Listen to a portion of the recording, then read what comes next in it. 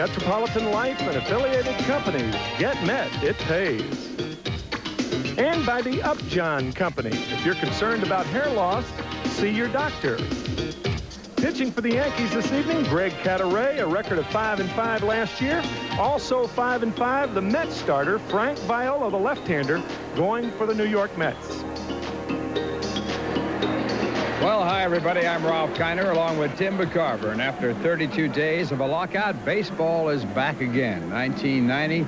And, Tim, we got an exciting game here today for our first broadcast of the year. Of course, against the New York Yankees. And Doc Gooden will be the second pitcher tonight. He was scheduled to go first. There's been a flip-flop. No reason for concern. And everybody knows that Dwight Gooden's last start, July 1st, and that was before his shoulder injury.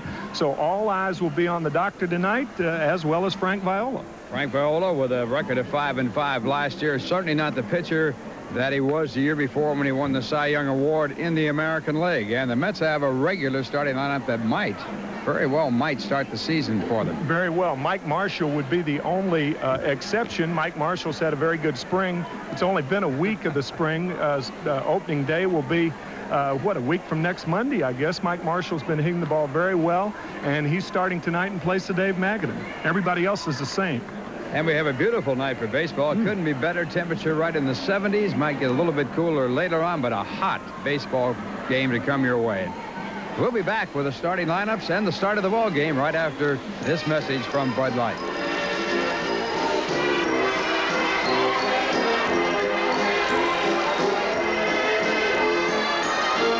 It's against the New York Yankees, and the first meeting between these two clubs in quite some time.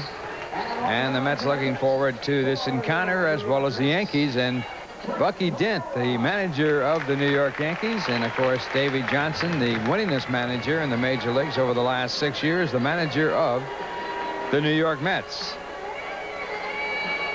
So it'll be Davey Johnson against Bucky Dent as the Mets' Frank Viola comes in to take his warm-up pitches. Frank, with the New York Mets last year, had a record of 5 wins and 5 losses, an earned run average of 3.38. He walked 27, struck out 73, gave up 75 hits in 85 in the third innings. Frank Viola on the mound for the New York Mets.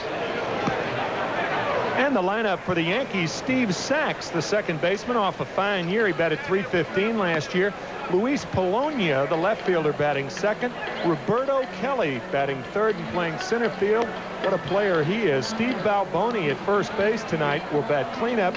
Van Snyder, the right fielder, hitting fifth. Mike Blowers, obtained for John Candelaria last August, will be the third baseman. Rick Cerrone, his third tenure with the New York Yankees, out of Seton Hall. He'll bat seventh.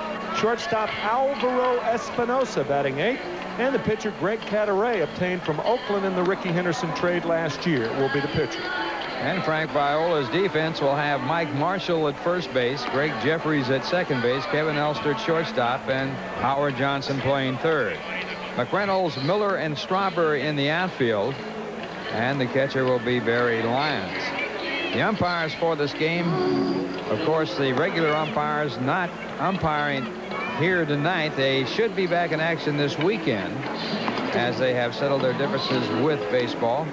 And it will be Ed Rapuano behind home plate. Larry Poncino, who umpired in the major leagues a little bit last year. Angel Hernandez will be at second base, and Mike Dumont will be the umpire at third. You mentioned the umpires, Ralph. They are scheduled to be in uniform and umpiring games on Friday. So everything appears to have been settled, Tim, and we're all set to go for this year. And it will be Steve Sachs to lead it off. What a year he had last year in his first year with the New York Yankees, hitting .315, 5 home runs, 63 RBIs, and a fine leadoff batter. 43 stolen bases. He started his career with the Dodgers and then went to the Yankees as a free agent. 200 hits last season, third second baseman. Boy, they've had some great second basemen with the Yankees. Going back to Tony Lazzeri, who was a big power hitter for the Yankees, and then talking a little bit about Joe Gordon, the acrobatic second baseman.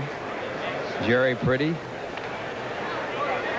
Willie Randolph, of course, also their previous. And a bad hop and it goes right over the head of Mike Marshall. They were teammates a couple of years ago. And Marshall can't handle the hop, and we'll see how it'll be scored. Now, it's going to be a base hit, I would think. A little check swing. Frank Viola coming inside with the fastball, and watch the hop. It must be heads, Mike Marshall, and it scored a base hit. Actually, it hadn't been scored yet. We'll score the base hit. Yeah, we will. Doesn't matter what the scoreboard says. And that's got to be a hit. It's one of the benefits of spring training. You can just about do your own scoring. And it is a base hit. And it will be Luis Polonia as the next batter. And he takes a fastball over the inside part of the plate for a strike. Luis batted .313 last year in 66 games after coming over to the Yankees from Oakland. Had 2 home runs, 29 RBIs. Sachs always a threat to steal. 43 stolen bases at the stolen base mark last year. And Viola's fastball is fouled back out of play. Viola had personal highs combining his record as you look at Polonia. He had 298 before the All-Star game, 318 after. Personal highs in innings pitched and strikeouts for a full season. That's a combined record. Of course, it started with Minnesota.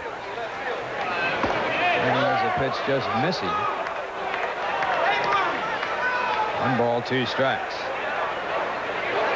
I think the biggest meeting of the year was the meeting that Frank Viola had against Oral Hershiser when they matched up for the first time in the history of Major League Baseball when 2 Cy Young Award winners pitched against each other the following year. Before the first base, and Sachs is picked off at first. Harry Lyons, and doing quite a job, replacing, of course, Gary Carter. Well, he throws from behind Polonia, the fastball inside, and watch Lyons. It's what Benito Santiago does with the Padres. Sachs caught off of first base. This ball almost hits Polonia. And a lot of times for a left-handed hitter like that, you're blocked out. You see Sachs breaking late, and a quick tag by Marshall erases Sachs. Good throw by Lyons. Looked a little like Benito Santiago with that throw from the knees.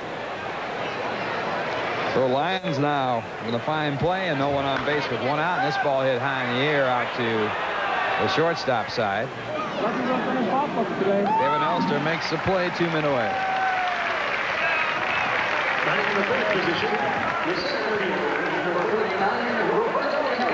So that'll bring up Roberto Kelly. And baseball this year should be a breeze for Roberto Kelly because he was in Panama during the action that took place there earlier this year. He was right in the middle of all those flying bullets. Had a great year last year, hitting .302 with 9 home runs, 48 RBIs, and a swing and a miss, strike 1. Well, it was actually worse than that. I mean, not only was he down there, but on the way to visiting his brother, who works at the canal, he was stopped in a car, dragged from the car by 3 men, and they were all Yankee fans, and because he was Roberto Kelly and played for the Yankees, he was allowed to escape with his life. Talk about thanking your lucky stars, and he is a star of the future. He was signed as a free agent, and he has gone through the Yankee organization and really blossomed this year. 35 stolen bases with a .302 average. Check swing, foul ball. The count 2 balls, 2 strikes as Frank Viola works for the Mets. 5-5 for the Mets last year. Had 12 game starts. Pitched 2 complete games, and one of them a shutout, and that shutout was against Hershiser in that fabulous matchup. Also got his first major league base hit in that ball game and got picked off second base. Good fastball, and Viola throwing the ball well. Most of the pitchers have been working out prior to the settlement of the lockout. Here's his career high last year for the combined year. Another fastball with good velocity, but missing in the count 3-2.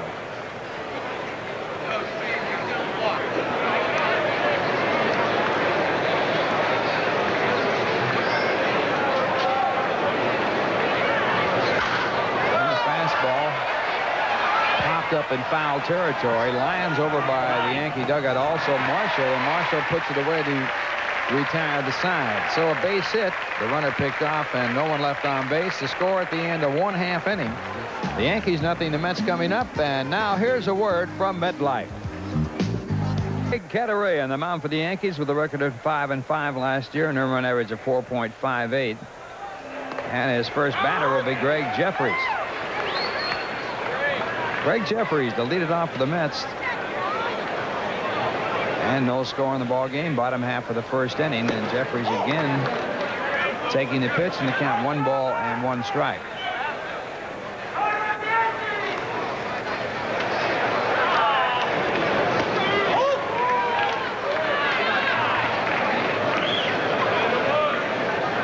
Two and 1 the count to Jeffries, who did quite a job as a leadoff batter for the Mets. He hit .335 as a leadoff batter last year for 7 home runs and 19 runs batted in. And a total of 38 games. So when he got in that leadoff spot, Tim, he really took off.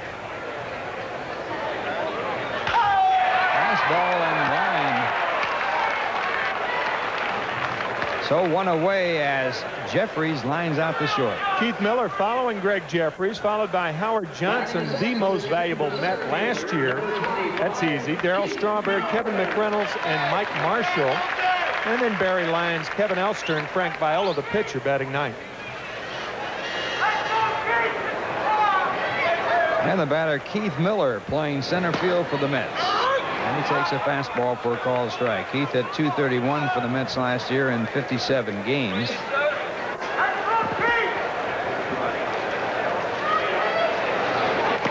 And the breaking ball bounces away, and the count 1-1. The defense for the Yankees, it's Balboni at first, Sachs at second, Espinosa at shortstop, and Flowers playing third. Bologna in left field, Kelly in center, and Snyder in right.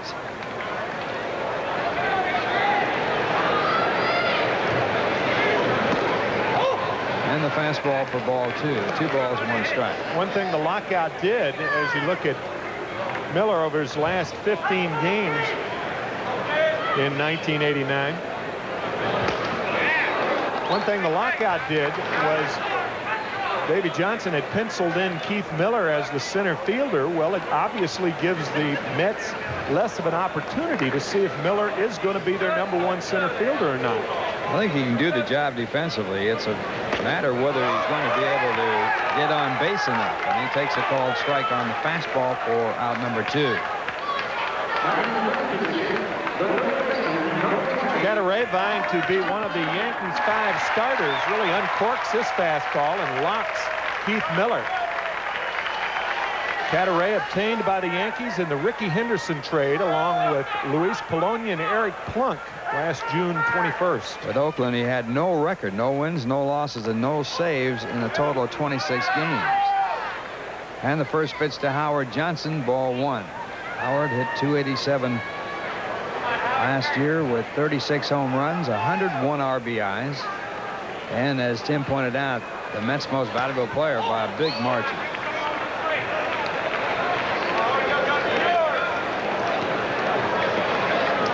Check this out. 15 of his 36 home runs came with 2 strikes in the count.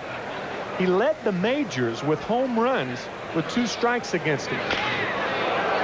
And he grounds that one foul. I tell you, that speaks volumes, Ralph, right there, because here's a home run hitter, and most home run hitters cut down on their swing with 2 strikes, choke up on the batter, what have you. There aren't that many hitters that hit home runs with 2 strikes on them, because in almost every situation, the pitcher has the advantage. This ball hit out to right field. Going over is Van Snyder, and he makes the catch to retire the side. So the Mets go in order, and the score at the end of 1, the Yankees nothing, the Mets nothing. And here's a word from the Canadian Tourism Board.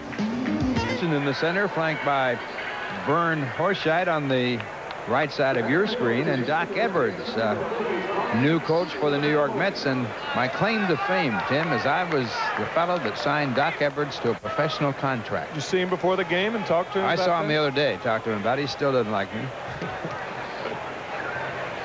He was a free agent trying to get a job in professional baseball, a good catcher, and we worked him out in San Diego where I was the general manager, and I liked the way he handled it, and we signed him to a contract. Manager of the Cleveland Indians was fired last year in mid-season. John McNamara, the new manager. And Steve Balboni, the batter, and he goes after the fastball by Frank Viola and fouls it back out of play. Balboni started with the Yankees, then moved away, was re-signed by the Yankees as a free agent, hit .237 last year in 110 games. He has power. 17 home runs with 59 RBIs. And that little change of pace looks and acts like a screwball, and Balboni fooled by it. 1-2 the count. How about that? 13 home runs against left-hand pitcher. He's got a left-hander out there. This ball hit hard into left center field, but going over to make the play as Kevin McReynolds. And he puts it away in graceful style. Balboni had a good year last year. You mentioned the .237 average, but he had 17 home runs and only 300 plate appearances. It's good production. So Balboni back to the bench, and Van Snyder will be the batter. Played at Nashville last year, hit .222 with 12 home runs. Was in the major leagues for a token appearance, 8 games at .143 for the Cincinnati Reds. He came over with Tim Lurie to the Yankees. And he takes for ball 1. Yankees with a lot of new faces.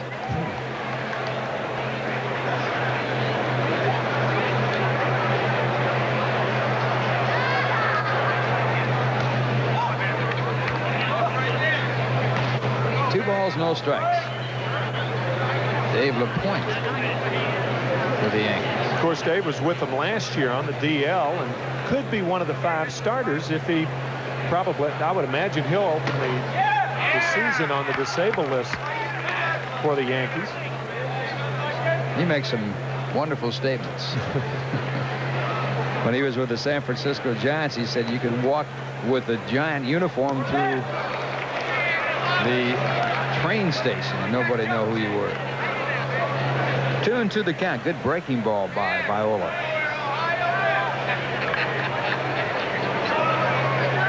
I would imagine that's changed. The Giants winner of the National League pennant last year. They drew some people. Ground ball to the second base side. Greg Jeffries throws it over to first base where Marshall makes the catch. 2 men away.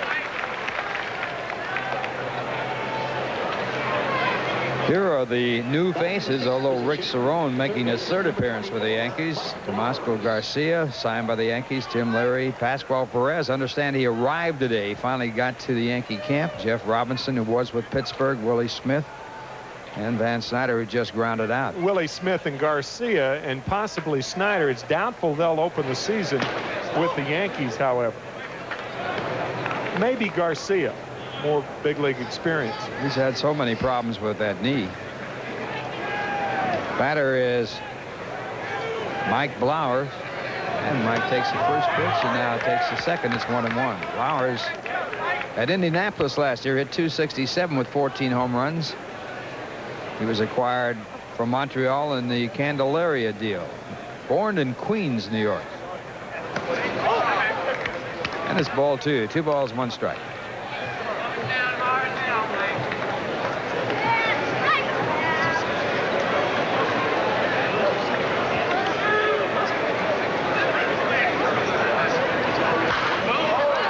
Foul back out of play.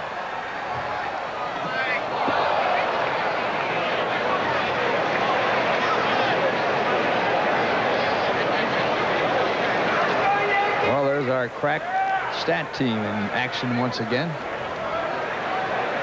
I'm sure you want to mark that one down. And there's that change of pace by Frank Viola, his bread and butter pitch. It ends the inning, so he works a 1-2-3 inning with a strikeout. And the score at the end of 1.5 innings, it's the Yankees nothing, the Mets nothing. And here's a word from Nissan. A beautiful view from our MetLife blimp for this game here tonight. The captains, Mike Fitzpatrick and John McQuirk, and our camera operator, Bob Michelson. And here's Darryl Strawberry at his first appearance at Port St. Lucie Stadium. And the first pitch to Darryl is taken for ball one. Greg Cadaret on the mound working Darryl Strawberry, who had 225 last year with 29 home runs and 77 RBIs in 134 ball games. And a count 2-0 to Darryl Strawberry. This beautiful complex. Ground ball out to the first base side. A nice high hopper for Steve Balboni, and he puts it away. This beautiful complex developed by a fellow by the name of Mr. White, Thomas J. White, and he died this past winter, and they had a moment of silence prior to the ball game for this developer. And that includes the St. Lucie County Sports Complex that holds this Mets major league and minor league operations. Here's Kevin McReynolds, and he takes a breaking ball for ball one. Kevin hit .272 last year with 22 home runs, 85 RBIs, played in 148 games. 1 ball, 1 strike to Kevin McReynolds. No score, bottom half of the second inning.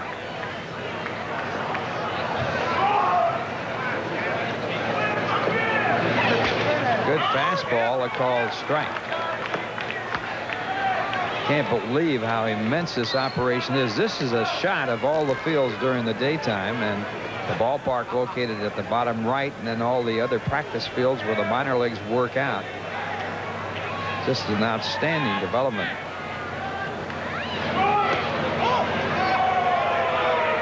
And that pitch called a ball, so they count 2 balls and 2 strikes to McReynolds. He has been very consistent for the Mets.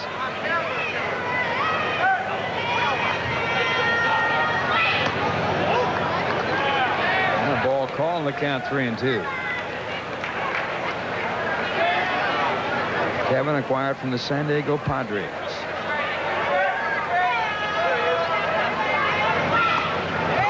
And it's in there, and a called strike. Kevin didn't like the call by the home plate umpire, and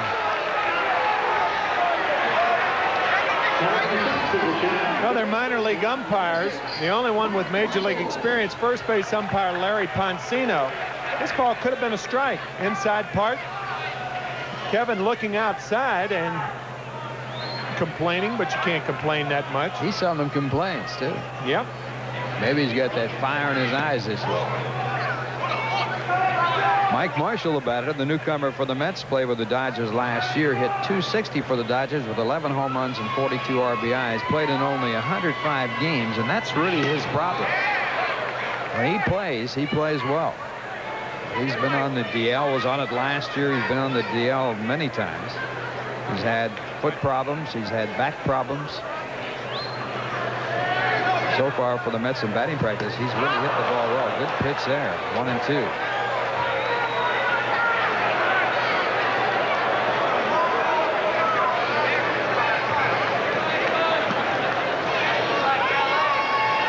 Mets. Another good fastball, and that's a strike call. So 2 strikeouts in the inning and another complaint. Those pitches weren't really that bad. They were fairly close. So a 1-2-3 inning, and the score at the end of 2. It's the Yankees nothing, the Mets nothing, and in Port St. Lucie, Port St. Lucie West, and it's Doc Gooden now taking over in the mound for the Mets. Doc Gooden 9-4 last year, a 2.89 ERA. He only started 17 games. His last start was July the 1st. Anxious moments now with Doc Gooden on the mound. He has thrown well. And you know why he wanted to be the second pitcher tonight? No, I don't know why. So he could hit. So he could hit. That's a pretty good. He's thinking right. He loves to hit, and if he came in as the second pitcher, that would make him the 3rd batter in the bottom of the 3rd inning.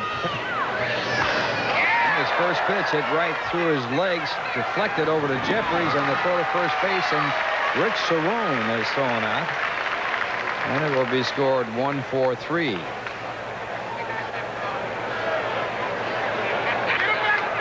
Doc has been throwing pain-free, a slight tear in the back of his right shoulder. He did earn a save last year when he returned to the Mets as a reliever. He had 2 relief appearances in September. 1 save, that against the Phillies. Faced 130 consecutive batters without allowing an extra base hit. That was early in his career. Of course, he was the MVP.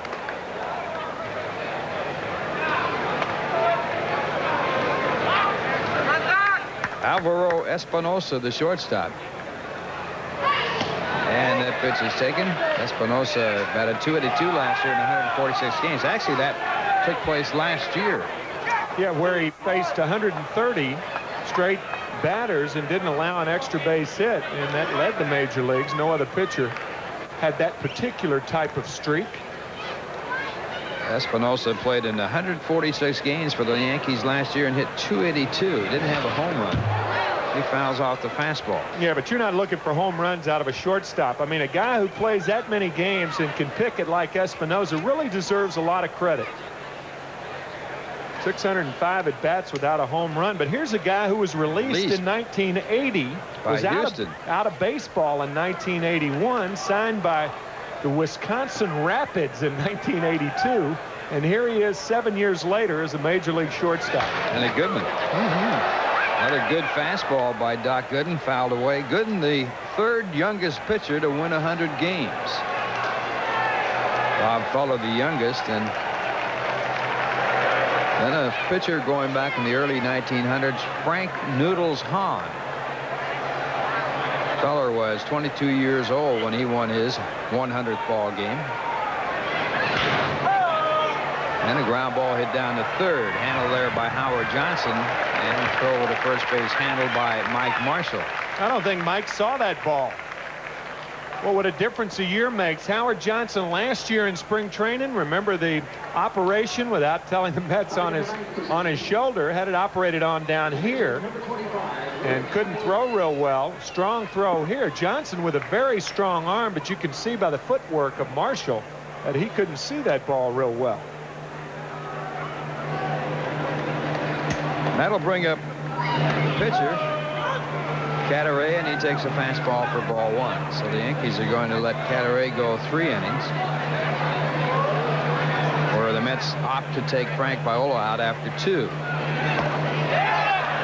After a high fastball.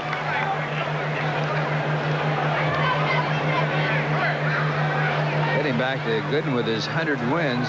Gooden, when he had 100 wins, had lost 1 more game than Whitey Ford, who had 100 victories with only 36 losses. And the strikeout retires aside. Gooden throwing well, the 2nd strikeout in the ball game.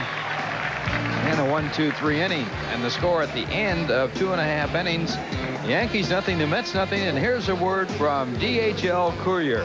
Vacation, be sure to become part of the latest collector's craze, baseball player sticker albums, on Thursday, April 12th at 3:05 p.m. when the Mets host the Pirates. All fans 14 and under will receive a Panini baseball sticker album with a starter set of player stickers courtesy of Panini. Tickets are available at all Ticketron outlets, Shea Stadium's advanced ticket window, or you can call 718-507-TIXX for more information. And also, fans, join the Mets and the Looney Tunes gang for a special afternoon on opening day 2.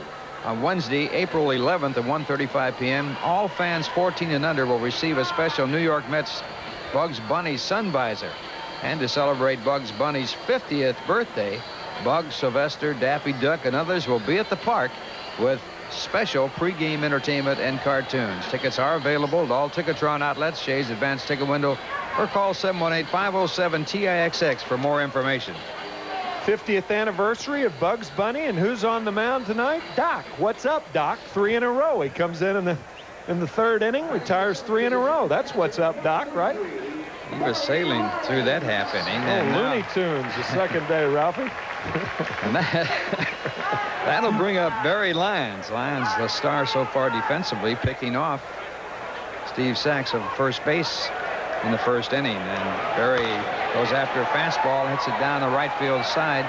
It's a breezy evening, and the wind taking that ball out of play and away from the right fielder, Snyder. Lyons hit .247 for the Mets last year. 79 ball games. He had 3 home runs, 27 RBIs. No score in this game. Barry started only 60 games last year. That obviously because sharing duty with Mackey Sasser and Gary Carter. Gary Carter with a game-winning base hit yesterday for the San Francisco Giants as they beat Cleveland 4-3. Carter on a look basis. He has to make the club during spring training in order to get a continuance on this contract.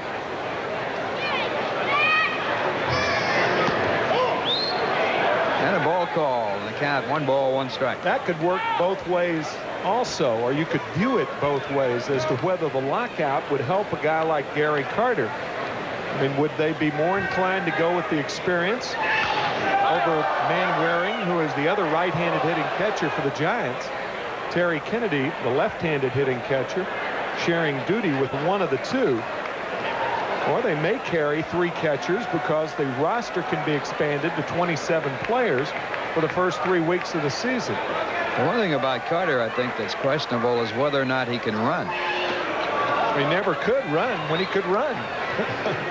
He's the only guy I know that was slower after he got hurt than he was when he was playing. No, he really had problems running at the end of the season for the Mets after that operation. But he used to say over and over again it was because of the operation that he would be all right. But the problem with Gary is he was optimistic about everything. Yeah, that's true.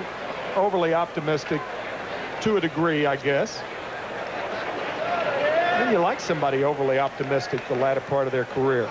It's what kind of fuels your fire, as you see Mackey Sasser.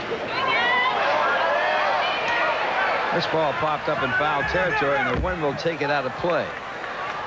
No, your point, if Gary Carter could run well, then he can throw well. You could push off on that right knee. Cataray's impressive. He's looked very good. He has struck out 3 batters in this game in his first 2 innings. I think a lot of pitchers are going to be impressive to hitters the first 5 or 6 weeks going into May. Pitching's usually ahead of hitting anyway. This ball hit hard to right center field. Snyder back, and he won't get to it. 1 hop off the fence. And Lyons close in at second base. So Berry with the first hit for the New York Mets as he leads off here in the 3rd.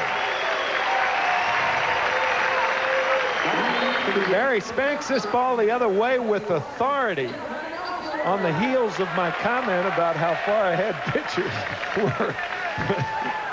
I mean, he laces this one to right field. Guy who could run well would have had a triple on that, right? Does not run well for a catcher. You know that Greg Cataray has never given up a triple in the big leagues? I did not know that. The unusual department. Here's Kevin Elster, who finished strongly for the Mets last year. Ended up hitting .231. And he takes the first pitch low, and Cerrone walks it back to the mound. Last year, Kevin Elster was working day after day after day with the batting instructor, Bill Robinson, on hitting the ball to right field. He finally gave up on that approach and started to pull the ball somewhere in the middle of the season last year and really started to hit. His natural swing is to pull the ball. And you say, how do you do that if they pitch you outside? And the way you do it is to get up on the plate. And that pitch high in the count. 2-0.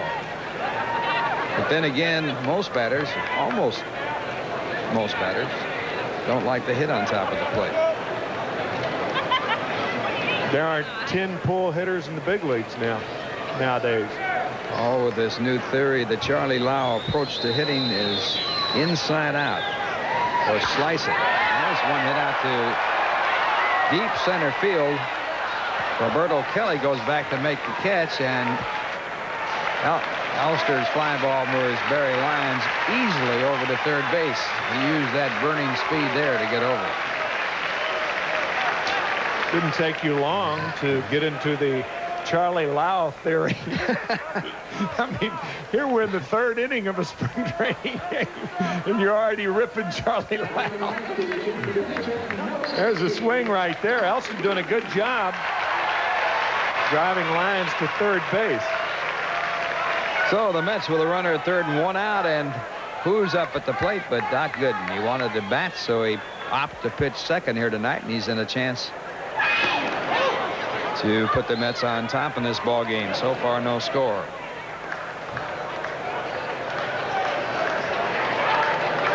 Gooden is a switch hitter, but they don't want him to bat from the left-hand side because it would expose his right arm, and that arm very valuable. So he's a switch hitter that never switch hits. That's right. Grounded that one foul, so they count 1 ball, 1 strike.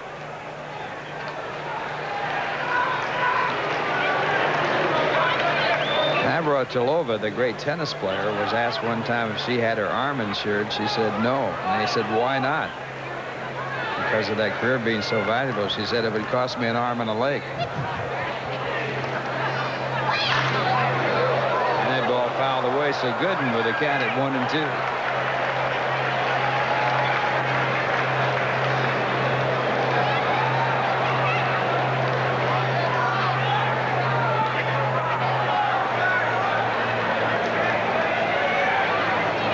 Infield in for the Yankees. They're in the plate, make a play at the plate, and this ball hit off the hands, foul back in the stands as Carter gets into Gooden's kitchen.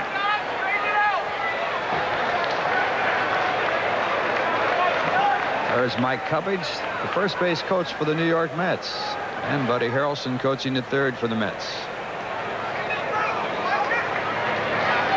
Cubbage brought up at the end of the year last year after managing at Tidewater. In the right center field for a base hit, and Doc Gooden, by requesting his pitching performance to start second to Frank Viola, puts the Mets on top by a score of 1-0. Gooden's 163 average, the highest of all Mets pitchers. The Mets with 27 runs scored last year. They have an outstanding hitting pitching staff. Doc can hit. Marvelous athlete. Great basketball player. Now the batter will be Greg Jeffries. He looks outside for ball 1. Jeffries lined out to short his first time up.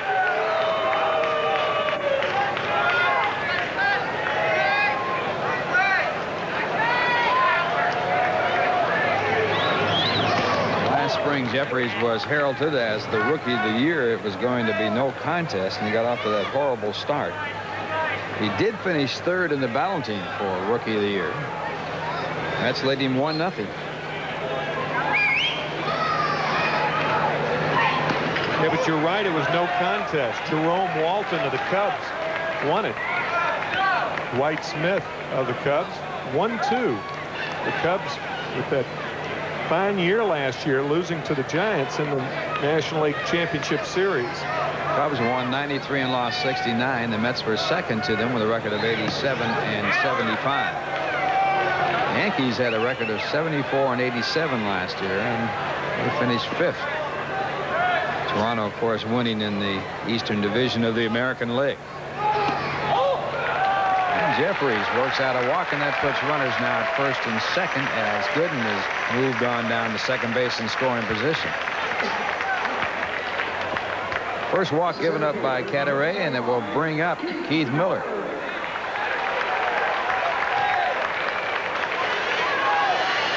Keith struck out his first time up, got caught looking at a fastball. And this is where the Mets are going to be looking for some production from Keith Miller. Runners in scoring position. He's a fine second place hitter as far as the hit and run is concerned, hitting behind runners and bunting the ball and moving runners. The question is, can he drive in enough runs as a center fielder? Well, if you can't drive in a lot of runs as a center fielder, you have to score a lot of runs as a center fielder. If he scores 90 to 100 runs, it's just as good as scoring as driving them in. I mean, you're not going to get the number 2 spot in the order is not an RBI spot anyway. The big difference, Tim, was the fact that Sam Well was not a good second place hitter. Struck out too much to hit in that position. And now Miller is, if you had to put him in a batting order, he fits the second base position. And with a shortstop out of position, the pitch is made by Kiner, and it's fouled off.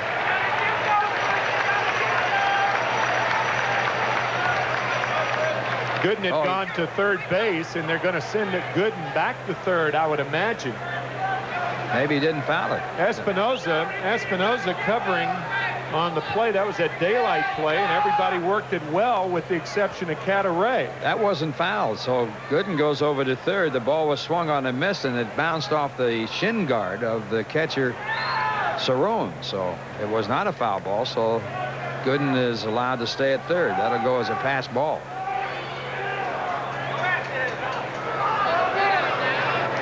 Jeffrey's not that alert at first base. Stayed there. Well, he was hung up because Gooden was hung up between second and third. You can understand that with Jeffries. And again, the fastball this time, it was fouled. Counted 2 balls and 2 strikes. Yankees have their infield set at double play depth. Mets leading 1-0. Bottom half of the third inning.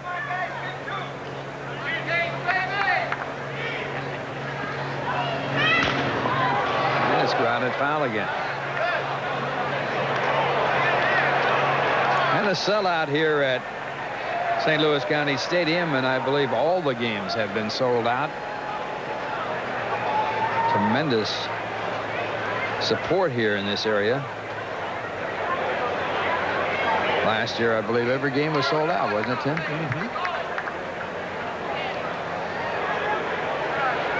That's not the case in spring training for every team, however. Only 1,900 showed up to see the Orioles play yesterday. That's in a capacity of 6,000 people, or a stadium that holds 6,000 people.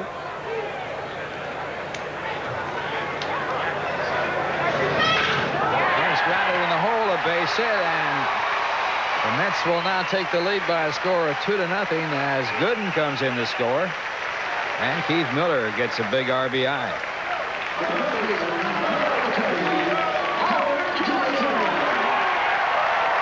Especially big since this is the first time that Miller has put the ball in play. He had struck out 3 times previously. The first time tonight, twice in Kissimmee against the Astros yesterday.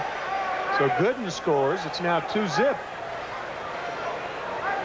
But that was a major concern. I think you're going to have a pitching change right here, but that was a major concern of the owners and management in baseball, how the fans would accept the players coming back. And I think there have been some bitter feelings. Certainly no bitter feelings exuded tonight. And I would imagine as the weeks go by, there will be fewer bitter feelings. So a new pitcher coming in the ball game as Kiner leaves with runners at first and second. The Mets leading 2-0. And we'll be back in just a moment right after this message from MetLife. The MetLife blimp as we take a look at Port St. Lucie County Stadium. We'd like to correct the statement we made about all the games being sold out. There are tickets available for the games due to the fact they have been rescheduled and re-set up. Clay Parker, the new pitcher. Clay 3-0 for Columbus last year, 4-5 for the Yankees. Limited duty. The Yankees led the major leagues with 16 starting pitchers last year. San Francisco Giants, of course, I say of course because they won the pennant. They had 15 starting pitchers, but 16 starting pitchers. The Yankees desperate for some consistent pitching. And now Howard Johnson, the batter, and he takes a high fastball as he turns around. Johnson holds the record for most home runs by a National League switch hitter over 3 consecutive years.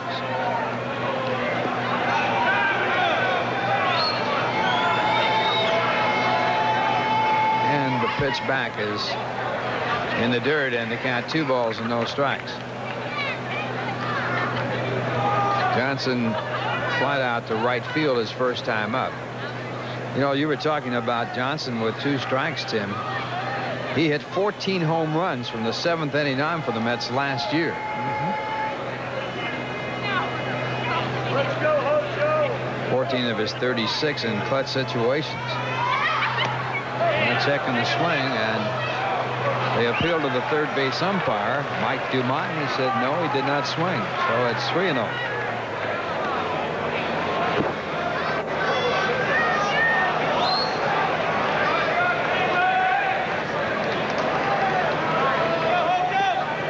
Johnson with 100 lifetime home runs. He walks. That will load up the bases.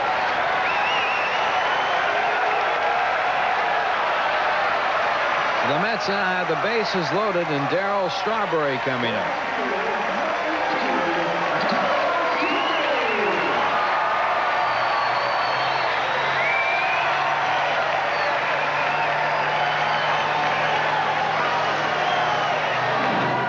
Strawberry grounded out his first time up, and now he asks for time.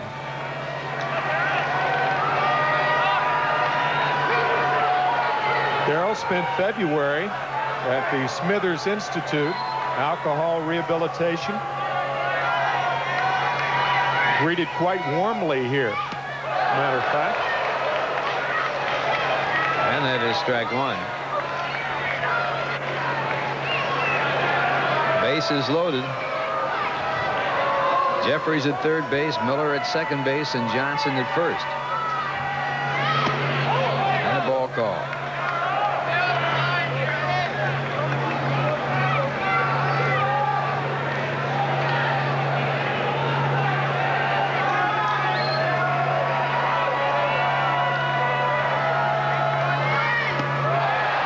And he's full with the off-speed pitch.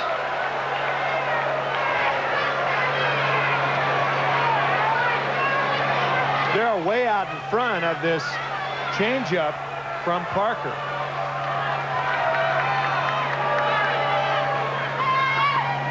Comes back with that, and it looks like he might be throwing a split finger fastball. Parker was 4-5 with a 3.68 earned run average over 22 appearances for the Yankees in '89. He was 0-0 as a relief pitcher with an ERA of 1.56. Grounded, and he goes foul.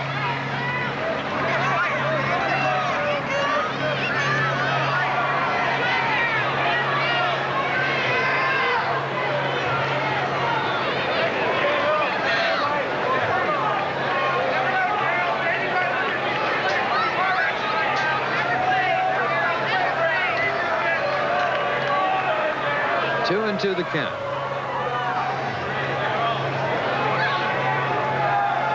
It's leading by a score of 2-0. They have the bases loaded with one man out. We're in the bottom half of the third inning. And it is a foul ball. So the count remains at 2 balls and 2 strikes.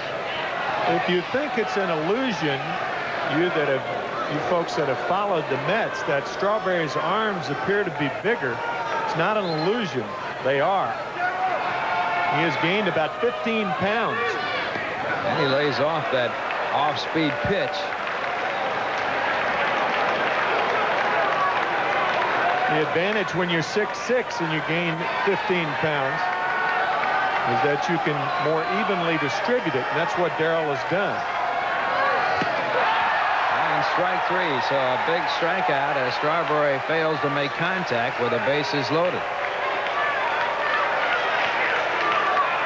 Parker just blows this ball right by Darryl.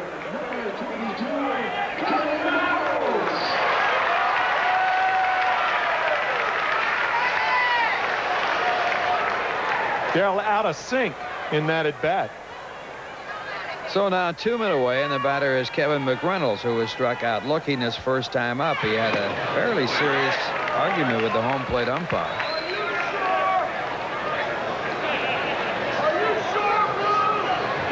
Clay Parker working for the Yankees.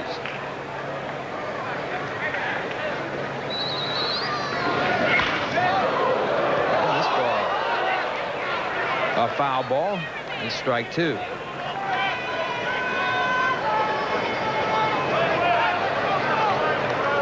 McReynolds with the only grand slam home run by a Mets player last year.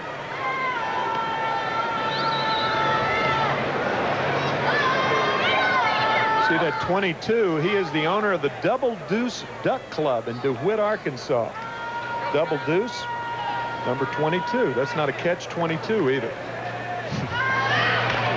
And the off-speed pitch bounced off of the glove of the home plate of the pitcher. And coming across home plate is Jeffries, and the Mets lead it by a score of 3-0.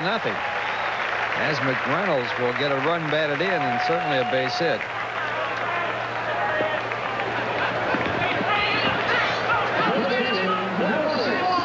This ball tipped by Parker, and it's in that little no man's land.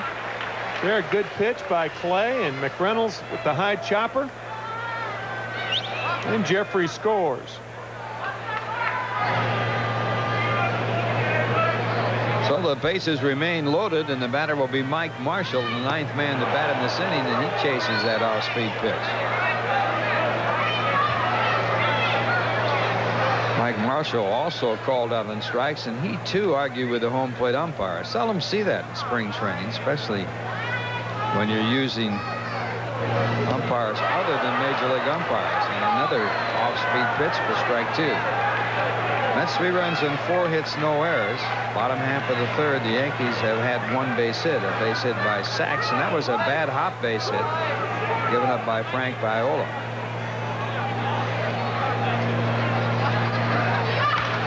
Sliced out to right field, coming hard to right fielder.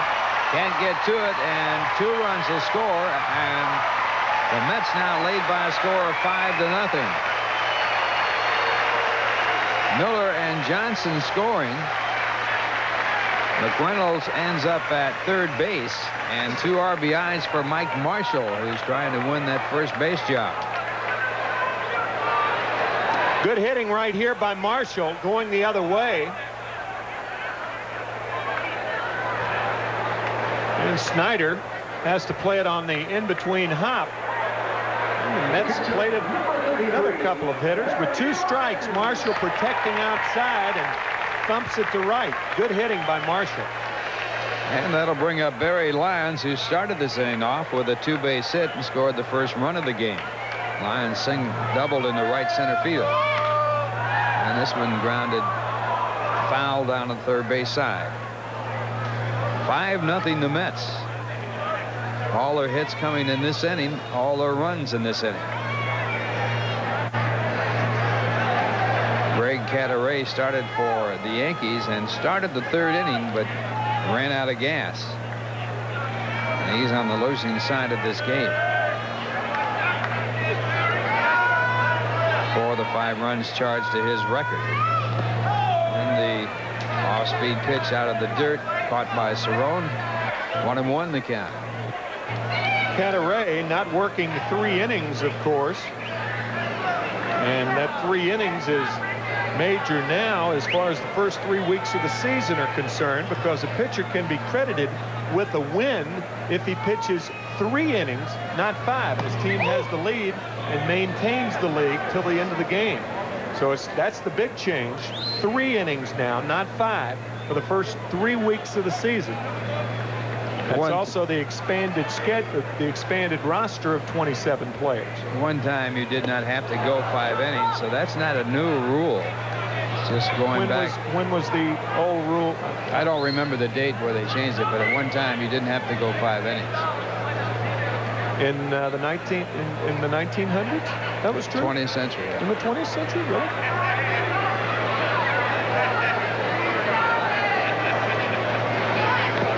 It's in the dirt. A good block by Cerrone, and Reynolds holds at third base. Well, it may not be a new rule, but the rule was in effect this year because of the lockout, right. Plain and simple. I mean, you know, it really had nothing to do with. I didn't realize that. In the 20th century, they had to go 3 innings, or no? It was not. If you started the ball game, you could get a win without going 5 innings. You could just go like a half an inning, well, and if your team was, is that right? Yeah. If your team was winning. This ball high in the air, and it's very playable. So Kelly puts it away, and the Mets will retire, but they send Tim into the plate, score 5 runs and 5 hits, leave 2 in the score at the end of 3 innings here in Port St. Lucie. The Mets 5, the Yankees nothing, and here's a word from Budweiser. Well, a lovely view of Port St. Lucie County Stadium. And up there somewhere in the top of that stadium is a press box. And in the press box and calling the game for you now, Tim McCarver. All right, Ralphie.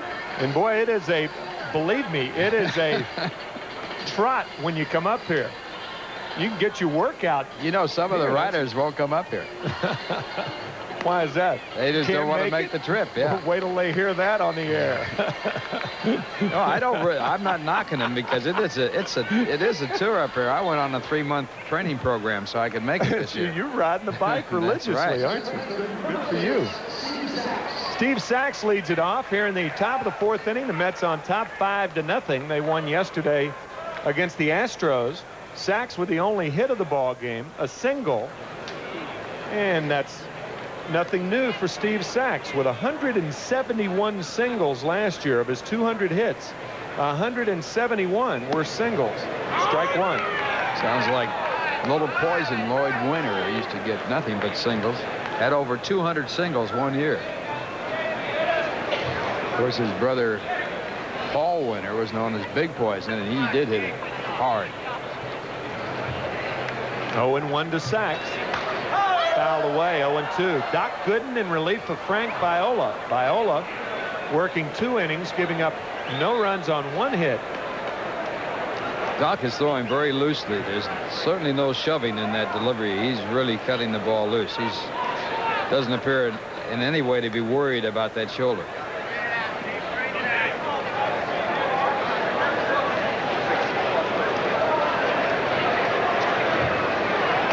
Outside, ball 1-2. You mentioned earlier that everybody will be watching Gooden and all the pitchers.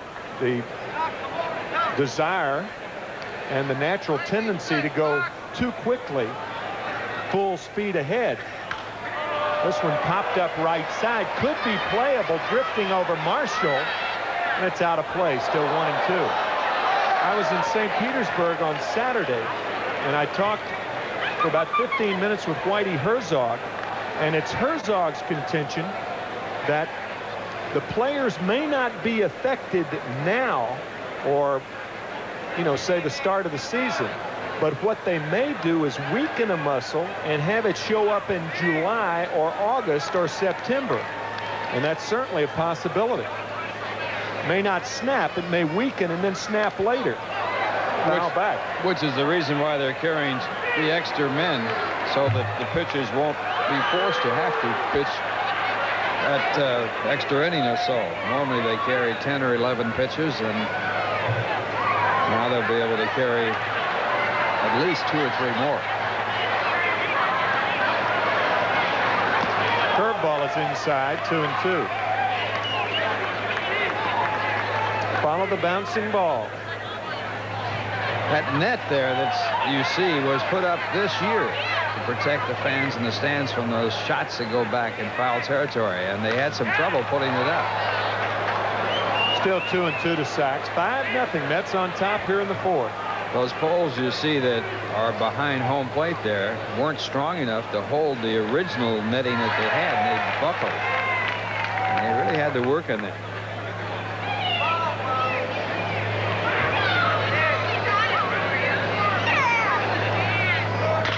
Ground ball, right side. Jeffries, high hop, crosses body throw, not in time. So another infield hit for Steve Sachs. I say another one because in the first inning, it was a bad hop single into shallow right. Well, Steve uses his speed to beat this one out. Jeffries over, can't get his footing in time to get anything on the ball. A good job by Marshall stretching out to get it on the short hop. And Sachs tops it out there and really gets out of the batter's box. Batter Luis Polonia now with Sachs at first base and nobody out. Polonia lined to short. I beg your pardon, he popped to short in the first inning. High fastball, a Gooden trademark, strike 1. Polonia, part of the triumvirate that came to the New York Yankees last year in the Ricky Henderson trade. Eric Plunk and Greg Cadaret, the other two. Fouled away, 0-2. was arrested on a misdemeanor charge, a morals charge, but it was a misdemeanor in Milwaukee.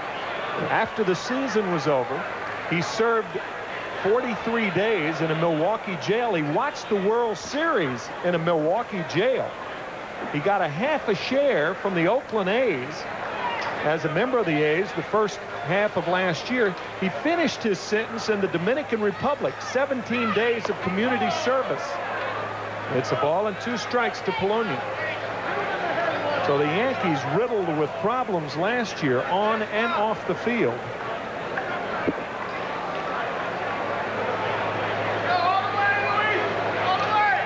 Nobody out. Sacks at first. 1-2 to Polonia. 5-0. New York on top. The Mets on top. How can you say New York? 2 New York teams. That's right? safe.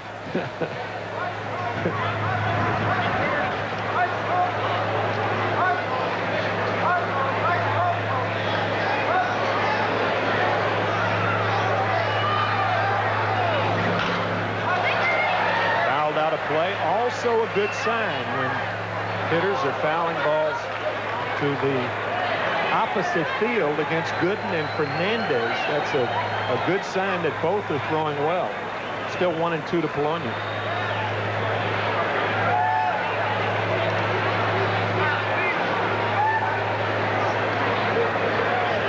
Marshall holding Sacks at first.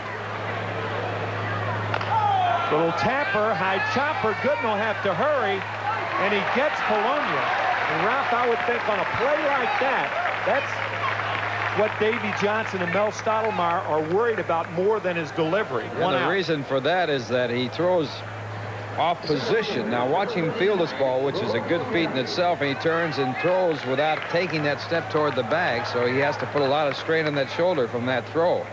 And he flips it like an infielder, and there is certainly no indication that that shoulder bothers it in any way. Good job by Gooden to field that ball, and then he gets it off to first base as you look at it from our MetLife blimp. Roberto Kelly now. He popped to Marshall in foul territory his first at bat. And a good curveball from Gooden. Strike 1.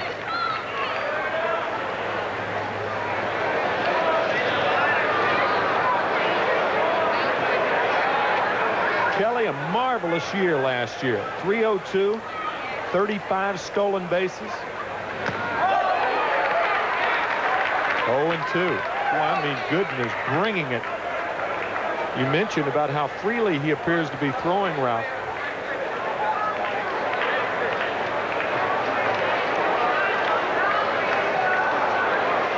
Davey was talking about Gooden in an earlier broadcast we did from down here in St. Lucie. He thinks he's come all the way back. 1-2 to Kelly. And all the way back would mean to that 24-4 year when he was a Cy Young Award winner in 1984. He's also changed his motion. He's kicking higher now, and he's not worrying about trying to get a little quicker movement to the plate. He's gone back to that earlier motion he had when he was the Rookie of the Year. Curveball gets Kelly. Second strikeout for Gooden. Mets baseball this evening is brought to you by AT&T. Right choice. Steve Balboni now the batter. Steve hit a line drive hard his first time up, but Kevin McReynolds was there. Frank Viola working 2 strong innings, and now Gooden zeroing in on 2. Only 2 hits for the Yankees, 5-0. Mets on top. 0-1 to Balboni.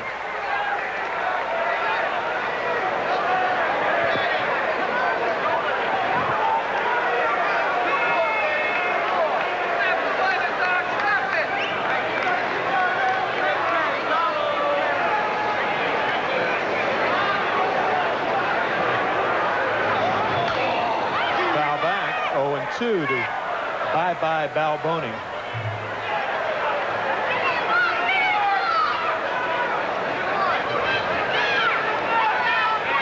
Doc, 5 games over 500 for the 6th year in a row, at least 5 games. Nobody has done that in Major League Baseball since 1895. At least 5 games over 500 for the first 6 years of his Major League career. when he started as a rookie. Ron Guidry and Vic Raschi did it, but they did not debut as a rookie for the full season. A ball and 2 strikes to Balboni. 2 outs, Sachs at second, 5-0 Mets.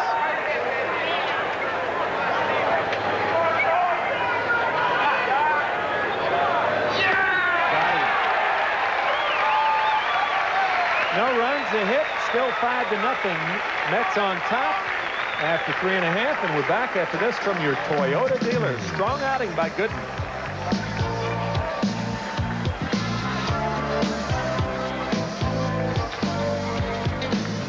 Bernie Williams is the center fielder, spelling Roberto Kelly. Kelly 0 for 2 on the night. And at second base, Wayne Tollison will give Steve Sachs the rest of the night off. Steve with 2 hits. He was 2 for 2. The Mets lead 5-0 here in the bottom of the 4th inning. And to lead it off for the Mets, Kevin Elster. The Mets sent 10 men to the plate in the 3rd inning and lead 5-0. Elster a fly to center in that 5-run 3rd, and he takes ball 1 from Clay Parker.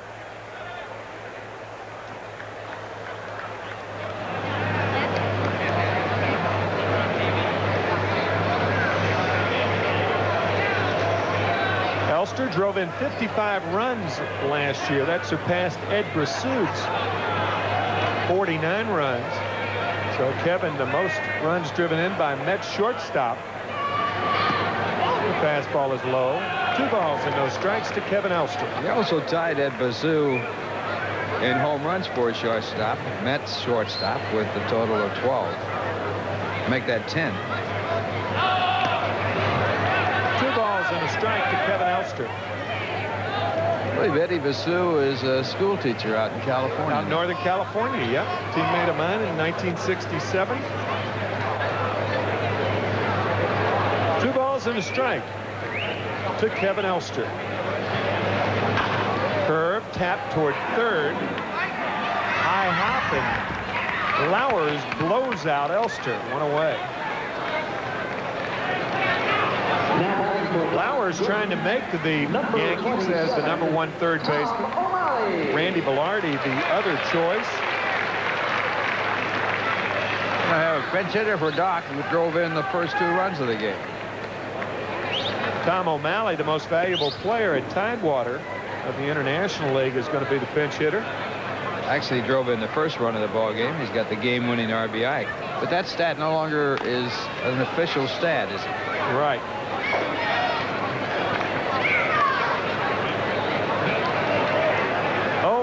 To Tom O'Malley.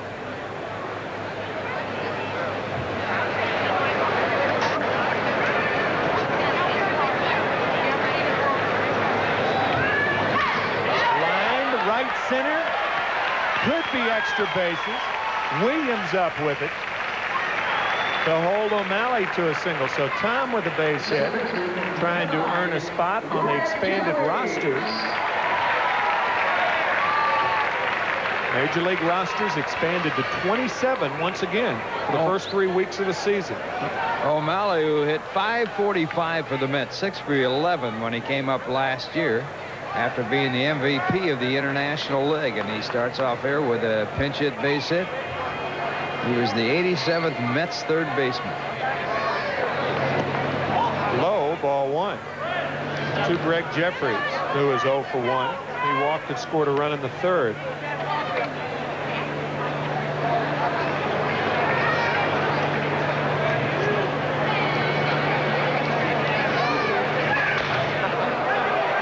Right side, Balboni will go to second for 1. No throw to first by Espinosa. So 2 out. And the batter, Keith Miller, who singled in the 2nd run of the game. Well, Big Steve comes off the bag, takes his high chopper. That's a nice throw to the shortstop. Big problem there is you don't want to hit that base runner. Picks up the out at second on the force play.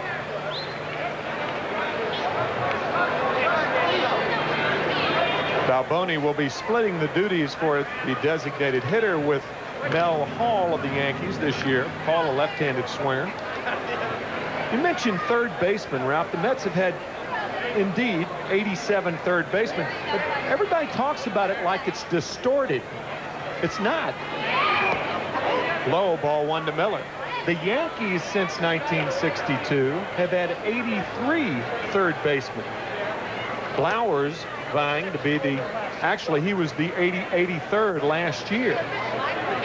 It's not unusual, or that unusual, evidently. That's about 3 a year, right? Since 62. Yeah, and the other thing is you have players like Carter play there, and they get put in the stat.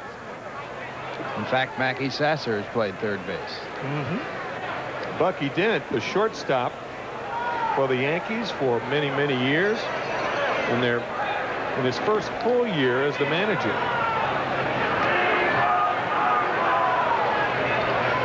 You know, you consider the Yankees with 83 shortstops. You've got Greg Nettles, who was there for a long time. 83 third baseman. 83 third baseman. Clete Boyer was there for a long time. A lot of fine third basemen in Yankee history since 1962. Nettles and Boyer.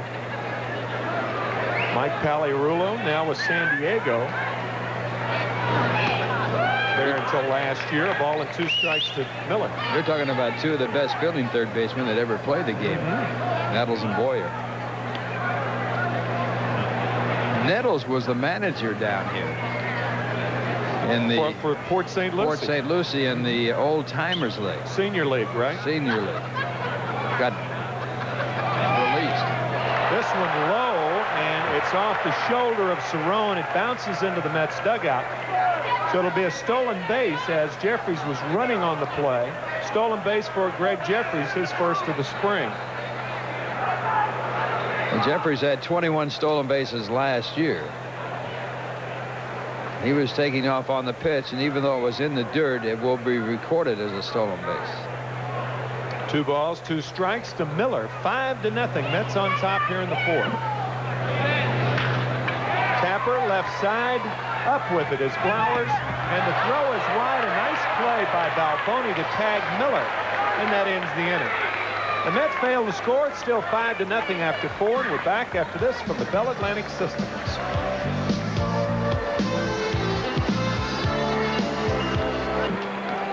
Our producer, Jeff Mitchell, exploring the possibility of nepotism here on our broadcast as he is showing his 2 sons, Brandon and Michael, and his lovely wife, Janet. There's Janet Mitchell. And that nepotic Jeff Mitchell. And that cameraman will forever have a job working for Jeff. That's right. I think that was Andy Fernandez. Mackey Sasser will be the new catcher. Dave Magadan will give Mike Marshall a breather. Magadan with a new number this year, you'll notice. And Jeff Musselman, the left-hander, in relief of Doc Gooden. And Jeff with the same number he wore last year, number 13. He was 3-2 for the Mets with an earned run average of 3.08. Walked 14, struck out 11. Gave up 27 hits in 26 and a third innings. Came to the Mets from Toronto. August 31st for Mookie Wilson. Boy, did Mookie take that country by storm. A ball and no strikes to Van Snyder, who is 0 for 1. Strong outings by both Viola and Gooden, giving up 1 harmless hit in their combined 4 innings of work. 2 for Viola, 2 for Gooden. Sharply up the middle for a base hit, so Snyder with the 3rd hit of the ball game to lead off the 5th inning. 5-0, New York on top. And the batter, Mike Blowers, the 3rd baseman.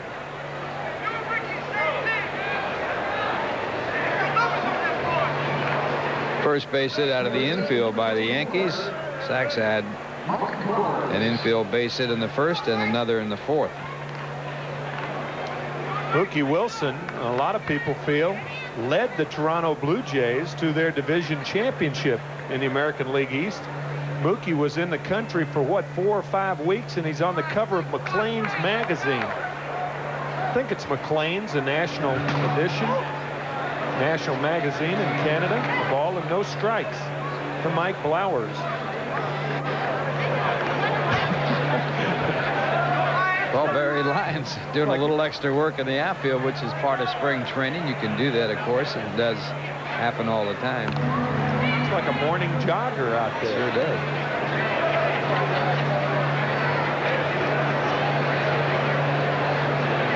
We mentioned Magadan with that new number 10. Viola is wearing his old number 29.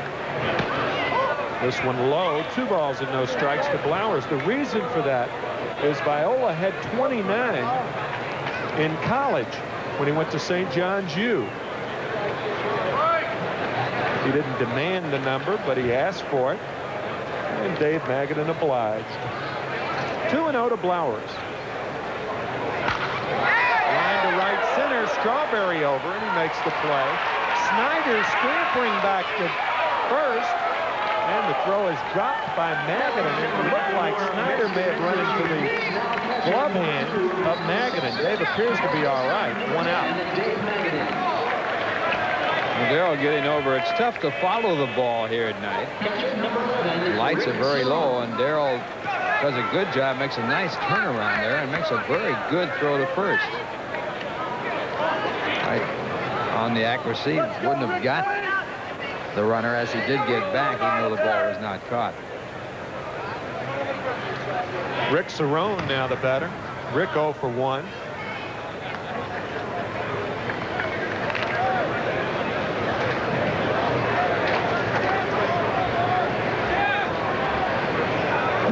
Rick, a member of the Boston Red Sox last year, the year before. Outside, ball 1.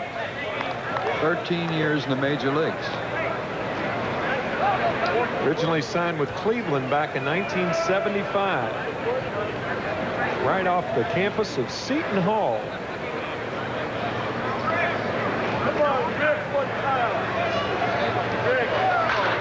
Line to right. Good hitting by Cerrone. Snyder will stop at second. So the Yankees, for the first time in this ballgame, have 2 runners on. First and second, 1 out, and the batter Alvaro Espinosa.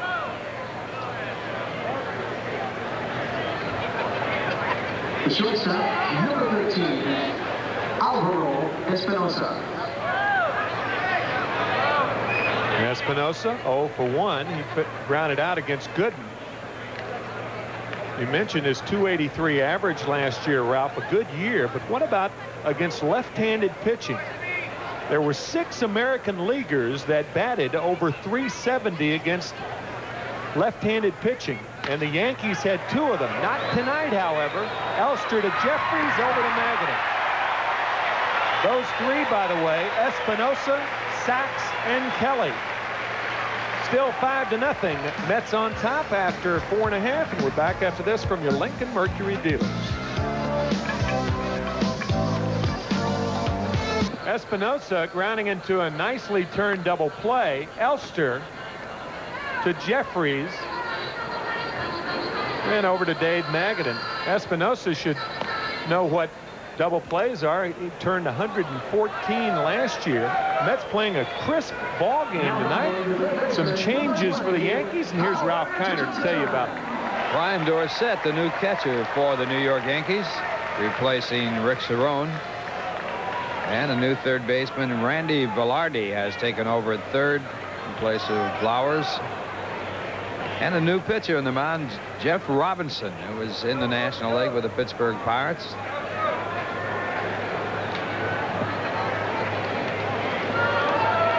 So Robinson, the new pitcher, and he'll be working to Howard Johnson as his first batter, and the fastball for ball 1. Howard Johnson flat out to right field his first time up, walked and scored in the third his second time up. The Mets leading by a score of 5-0. They scored 5 runs on 5 hits in the third inning when they sent Tim into the plate. 1-1 the count. Jeff Robinson once led the National League in hitting batters. Most batters hit by a pitcher. He also struck out 3 batters on 9 pitches. This is rather unusual. And that combination sort of goes together. He did that in Chicago in 1987. No Pirate pitcher ever did that. Strike out the side with 9 pitches. It's kind of remarkable, isn't it? It is remarkable. A guy like Nolan Ryan has done it. But his problem really wasn't the strikes. His problem was to get somebody out without throwing a ball to it. So the ground ball for the out. Johnson is out, and that'll bring up Darryl Strawberry. Robinson with a record of 7 and 13, an earned run average of 4.58, 59 walks, 95 strikeouts. That's fastball for ball 1. Strawberry has grounded out and struck out with the bases loaded in the 3rd. But he was picked up by McReynolds and Marshall. And the Mets got 5 runs with 2 men out after Strawberry's strikeout.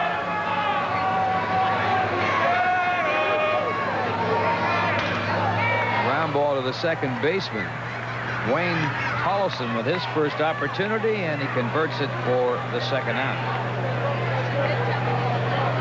The left fielder, number 22, Kiner McCarver. That'll bring up Kevin McReynolds, who has struck out and also has singled off the glove of the pitcher to keep the rally alive for the Mets in the 3rd inning. And there's ball 1. You mentioned Nolan Ryan. What a remarkable year last year. 301 strikeouts at the age of 42. And he was the last guy in the American League to do it. He struck out over 377 when a member of the California Angels. Isn't that amazing? And 11 away from the 300 win total. He was asked if he thought he'd get it, and he says, why not?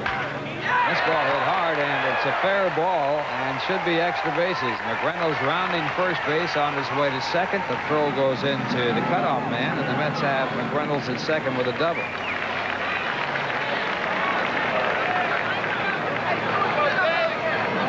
First baseman, number 10, Dave. Quick hands right here exhibited by Big Mac.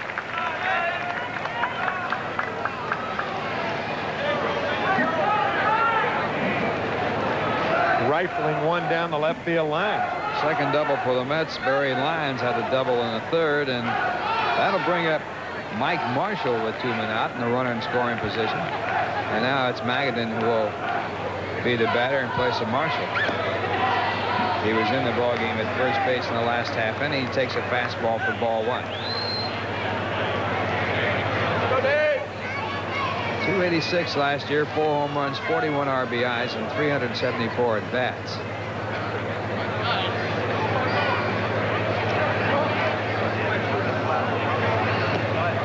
And a ball call. 2 balls, no strikes. Magadan with a lifetime batting average of .293.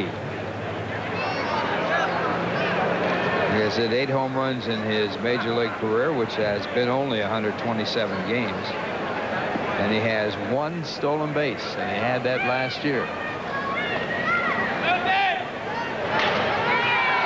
Up the middle and backhanded by Tollison, a fine play, and the throw to first base is in time for the out, and Magadan unhappy with the call. But a fine play by Tollison, and it retires the side. 1 hit and a man left in scoring position. The score at the end of 5 innings of play here in St. Lucie. The Mets 5 and the Yankees nothing. Now here's a word from the Upjohn Company. Robinson will be the leadoff batter for the Yankees. The Mets leading by a score of 5-0. We're going to the top of the 6th inning. After the pitcher, it'll be the top of the batting order. On the mound for the Mets, Musselman, and his fastball swung on and missed. Strike 2 the count. Musselman came in the game in the 5th inning, gave up 2 hits, but was helped out on a double play that ended the inning and left 1 man on base, and the ground ball for foul ball, and the count stays at strike 2. Davey Johnson, manager of the New York Mets.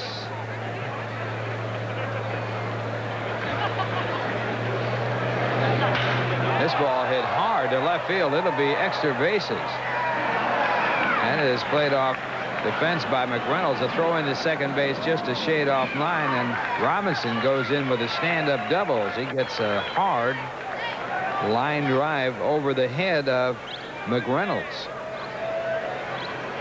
There used to be a Robinson who pitched for Pittsburgh who was an outstanding hitter and still is, as a matter of fact, with the San Francisco Giants. Don Robinson. That'll bring up Wayne Tuttleson. Good swing. Yeah, so what? A lot of good that's going to do him this year. It's a DH in the American League, right? Except that Rick Rhoden did bat as a pitcher for as a DH. The Yankees right. as a DH hitter. The only pitcher to do so. Yeah, but I mean, I don't think Jeff's going to win a job as a hitter down here. The odds are not good. Tullison 164 with 1 home run, 9 RBIs. Last year's stats. He looks at the breaking ball, and it's called a ball. 1 ball, 1 strike.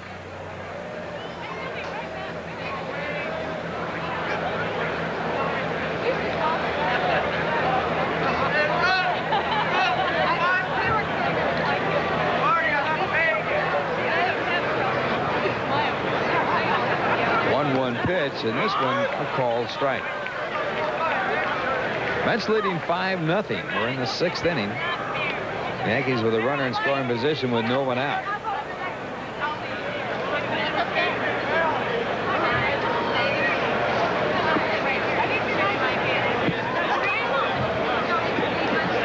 Frankie Sasser, the catcher for the Mets.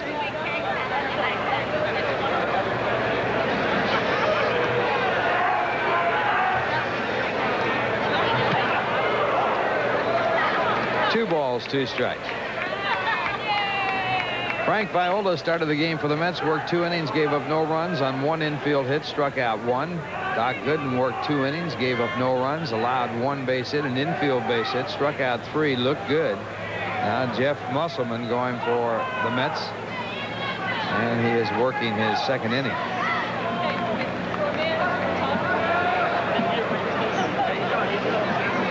That's a great shot right there.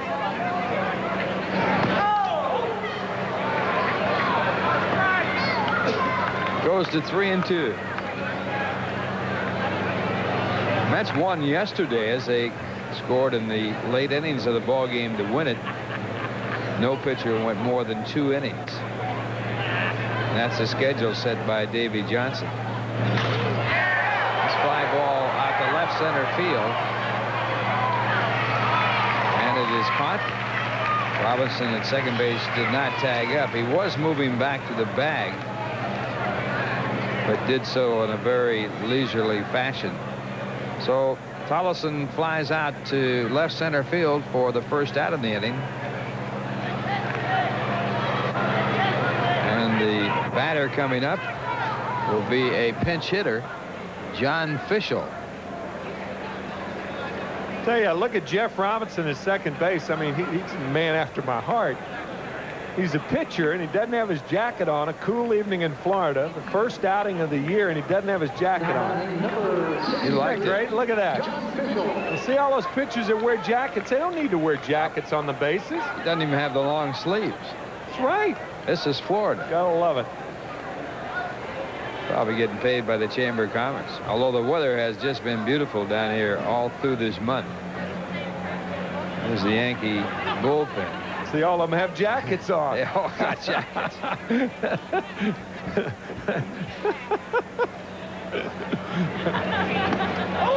So just another pitcher out there at second base. Usually, you're right, they'd be 3 jackets maybe. Yeah. Little caps on. Bundled up with a towel around their neck and all that. John Fishel, the batter, batting in the place of Luis Polonia, and that pitch is grounded foul.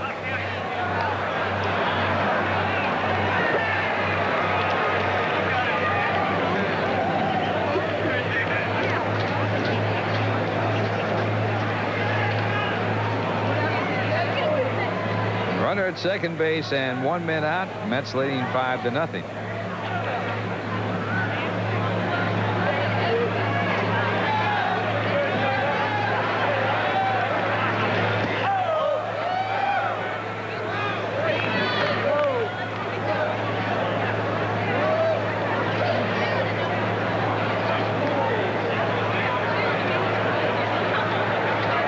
Robinson, the pitcher, the runner at second base, as a result of a 2-base hit.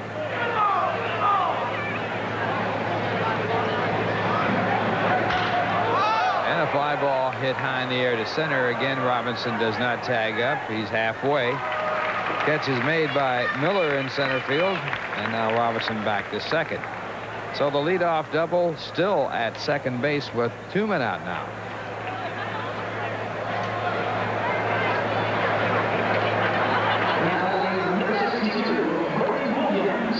There is the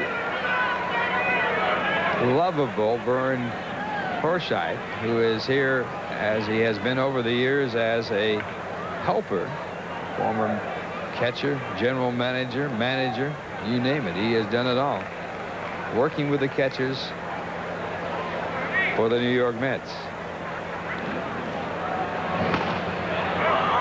And the first pitch is taken for strike 2. Bernie Williams batting for the first time.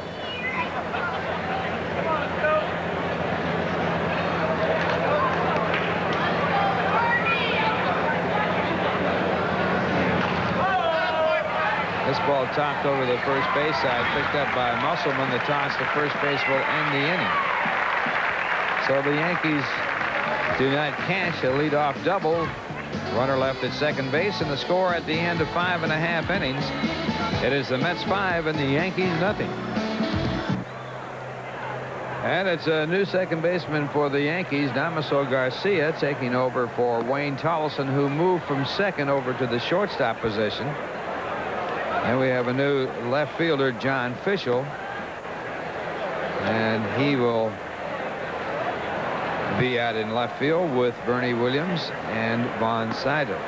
And as we go to the bottom of the 6th inning, the Mets leading by a score of 5-0. Once again, here's Tim McCarver. Mackey Sasser will lead it off. Pinch hitting for Barry Lyons. Lyons, a good night, 1 for 2 with a run scored and a double in the 5-run 5th. That has been the scoring. 5 runs, 7 hits, no errors for the Mets, and no runs, 5 hits, and no errors for the Yankees. Sasser fouls it back. 0-1 to Mackey Sasser.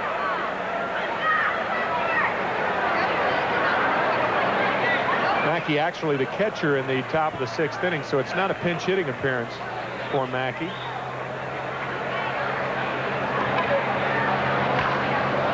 Whistled foul. 0-2 to Mackey Sasser.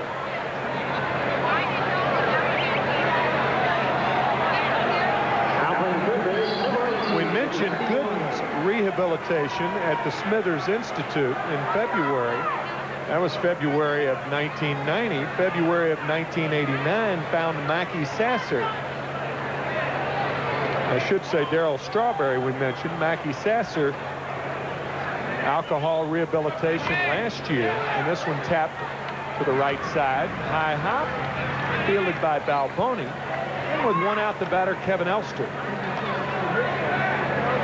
Elster 0 for 2 on the night. There's Mackey. Shortstop number 21, Kevin Elster. Jeff Russell, the 3rd Yankee pitcher.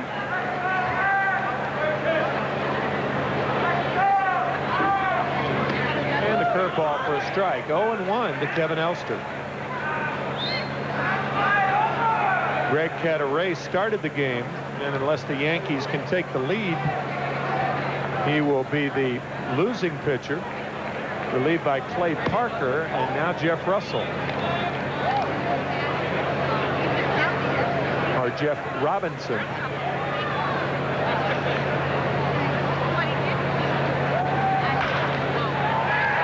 Base hit for Elster.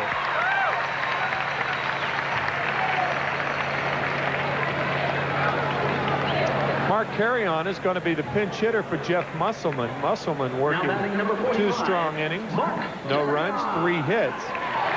Mark Carrion, the leader in the major leagues with pinch home runs last year. He had 4. And a good year for the Mets last year. He had 370 as a pinch hitter. 10 for 27. That was third in the National League. Lenny Harris, the Reds, batted .400. Fly ball shallow center. In is Williams, and he makes the play. What a play by Bernie Williams. Garcia out, Collison out, and Bernie Williams with a sparkling play. 2 away. Wow. Now batting for Greg Jeffries, number 11, Tim McCarver. What makes this play so good is he has to avoid the second base. And he really did a great job of doing that. And snow cones it. Tim Tuffle now will be the pinch hitter for Greg Jeffries.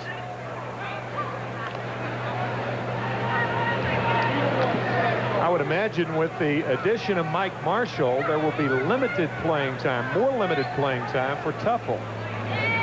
Inside, ball 1, a ball and no strikes.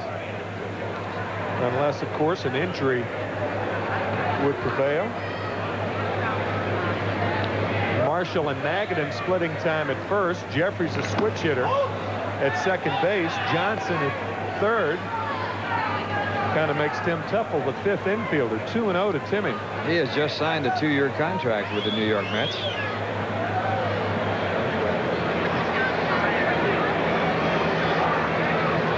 Inside again. And Tuffle dancing out of the way. 3 balls and no strikes to Timmy.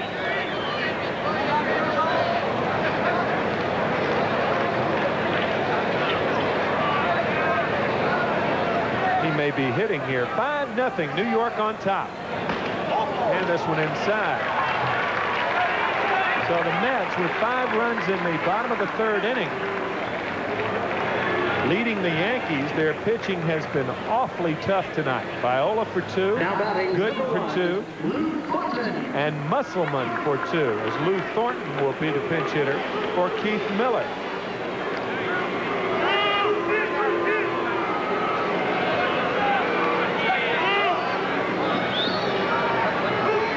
Rejoining the Mets last year after a short tenure with the Toronto Blue Jays. Lou Thornton, 2 on, 2 out, 5-0 New York. The split finger outside, ball 1.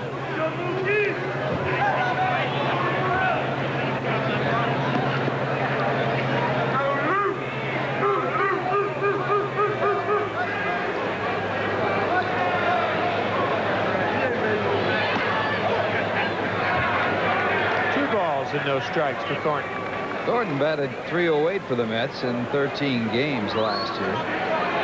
He has great speed.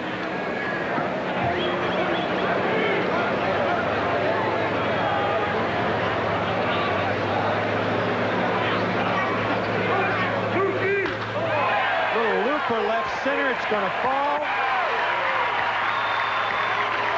And Elster scores, so it's now a 6-0 ball game. As Lou Thornton, the little looper into left center, has his first RBI of the spring. 6-0 New York. The third baseman, number 20, Howard Johnson. Oh, Mike Cubbage with that guard on his arm there. He had a very serious arm operation. He doesn't wear that when he plays golf. I can vouch for that. One of the longest hitters I've ever seen on a golf course. But he doesn't want to be hit by any kind of a line drive foul ball. Howard Johnson, hitless on the night. He did walk and score a run in the 3rd inning. Hojo 0 for 2. 6-0 Mets on top, and the curve is low.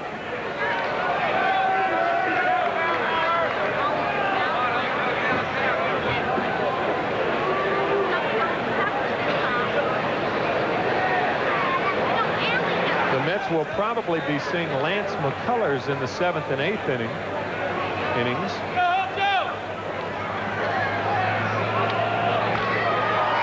Fouled out of play. 1-1 to Howard Johnson.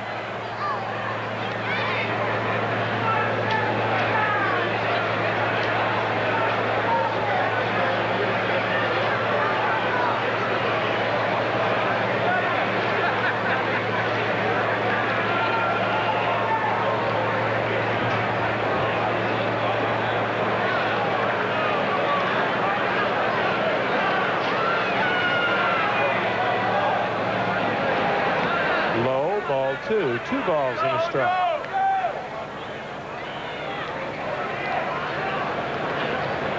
The hairdos of the spring right there. It's a lot of work for an exhibition game. It's a lot of work for any game. What type of work is the question. Inside, ball 3. 3-1.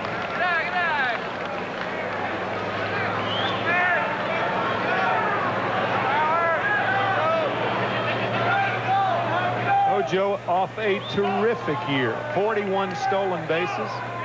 The second time with his 36 home runs. He was in the 30-30 club. The 17th time it's been done. And only the third player to do it twice. At least twice. Willie Mays did it 56 and 57. And Bobby Bonds did it 5 times. As Darryl Strawberry will have another chance with the bases loaded.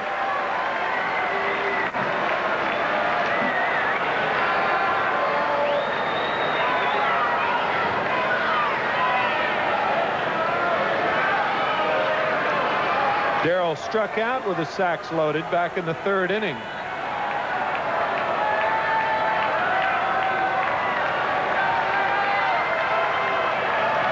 Nothing. Mets on top of the Yankees.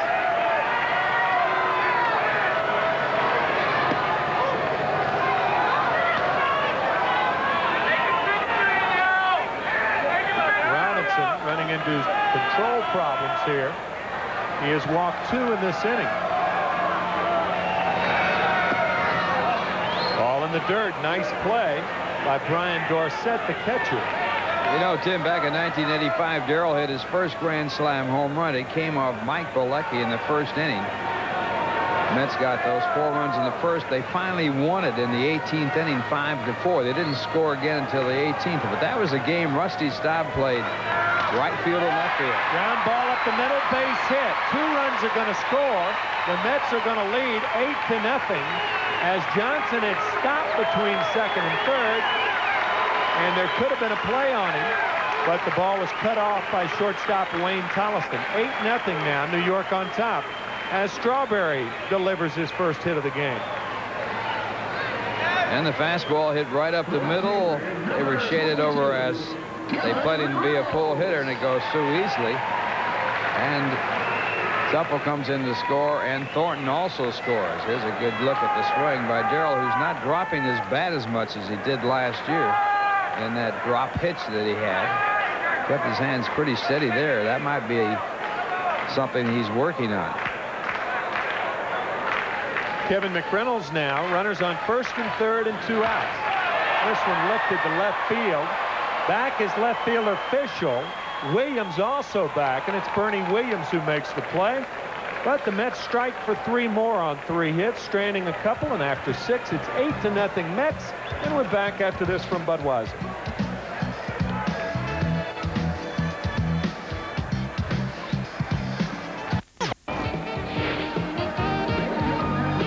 On all the fun at Shea this year, good seats are still available for the Yankee exhibition on April 7th, opening day on April 9th, and for the rest of the 1990 season. You can get all your Mets tickets at Shea Stadium's advanced ticket window or at all Ticketron outlets. Also by calling Ticketron phone charge at 212-947-5850. You can get additional ticket information by calling 718-507-TIXX during regular business hours.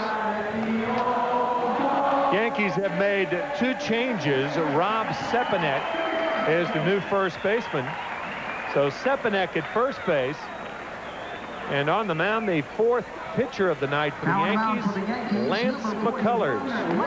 Lance McCullers, who was in the National League with the San Diego Padres. And he had a record last year with the Yankees of 4-3, an earned run average of 4.57, walked 37, struck out 82, gave up 83 hits in 84 2/3 innings. A good strikeout ratio for innings pitched. He had 3 saves, so he was used in relief and also as a starting pitcher. Lance McCullers started 1 game last year. I think that's his only major league start. First Nope, he started 8 games, but he had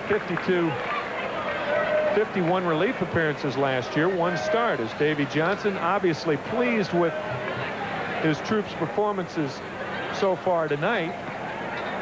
8-0 after beating Houston handily yesterday in Kissimmee, about 50 miles north of here. Rick Law is telling us 150 or so. It's only 100 miles off, Rick. Dave Magadan retired on a nice play by second baseman Wayne Tollison in the 5th inning. Dave 0 for 1. It's sharply foul, 1-1 today.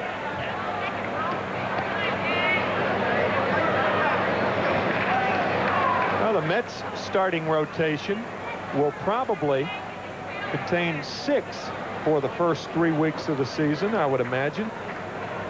All winter, all we heard was the Mets have to make a trade. Well, that need is not as pressing with the lockout and the season starting a week from Monday.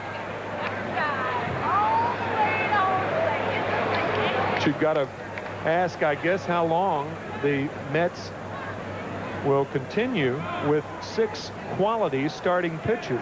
There was some speculation that David Cone would go into the bullpen. That would be rather surprising to me. Me too. I saw that too. David Cone, 20-3 in 1988. He's such a valuable starter, and he has as good a stuff as anybody in the league. Last 2 years, he's been the best Mets starter. Right, and the reason they had that statement about him going in the bullpen, he's had experience in the bullpen, and that's what the speculation was. Well, he's the one. on. He's the one who made the comment, though. 2 balls and a strike to Magadan. Bottom of the 7th, 8-0 Mets. Lifted down the left field line. Velarde over, the third baseman, and he makes the play. 1 out here in the 7th, and Mackey Sasser coming up. This copyrighted telecast, authorized under television rights granted by the New York Mets solely for the entertainment of our audience. Publication, reproduction, and use of the pictures, descriptions, and accounts of this game without the written consent of the New York Mets, Sterling Doubleday Enterprises, and WWOR-TV is prohibited. Any commercial or other use of the program, such as by charging admission for its showing, is similarly prohibited. And Sasser fouls one back. 0-1 to Mackey Sasser. Getting back to speculation about a starting pitcher going in the bullpen, Doc Gooden, of course, did relieve last year for the first time, but he certainly wouldn't be in the bullpen. Sid Fernandez has pitched in relief a couple times last year and once in the World Series. Line sharply. So Sasser with his first hit of the night. Mackey now 1 for 2. The shortstop, Frank Viola would not be in the bullpen. Bob Ojeda has worked out of the bullpen, but he is basically a starter. It's hard to really get it down to who would go in the bullpen if you go with 5 starters. Ron Darling has appeared in relief only once in his major league career, and that was in a long extra inning ball game. The July 4th and 5th heralded game back in 1985. Outside to Chris Donalds, #1 draft choice of the Mets back in 1987. He batted .313 with 17 home runs last year here at Port St. Lucie. This one outside to Chris. Very interesting story about Donalds. He's from Torrance, California. He went to Loyola of Marymount, just eliminated in the NCAA tournament last weekend. 2-1 to Chris.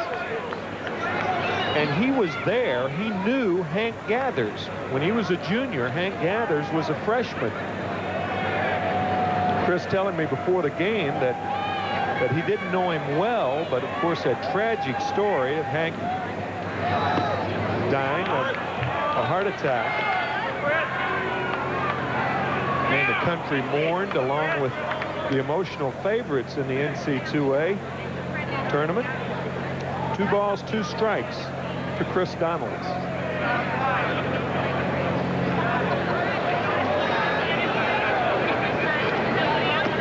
Low ball 3. 3-2 to Chris. He is a good-looking ball player. Picked #1 by the Mets 3 years ago.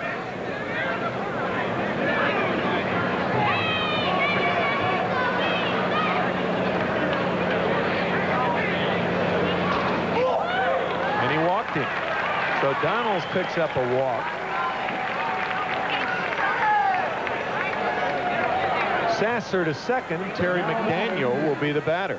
Number 0, Terry McDaniel. Just handed a note by Rick. Terry, his first number in spring training was number 67, and he had it changed to 0 because he didn't want to look like a pulling guard.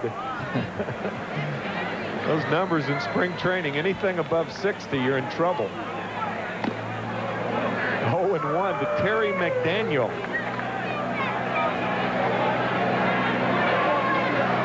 I remember one time when the Dodgers had over 200 minor league players in their farm system, where their numbers ran up around 160.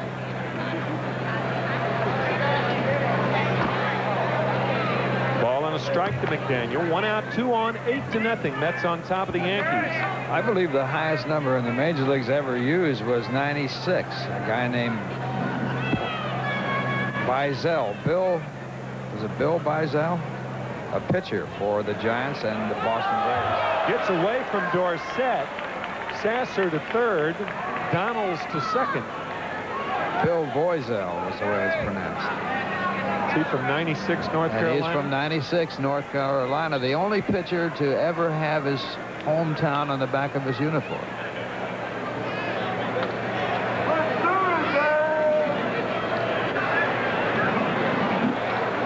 Of course, when names came on the back, you might have your name on the back, right? This guy had a number on the back. I wonder if anybody has ever had their name on the back. Their name as a number, obviously, 96 North Carolina. Somebody named John 11 or something like that. Still 2-2 to McDaniel. 2 on, 1 out. 8-0 Mets on top. The Yankees with their infield in, and this one foul back also.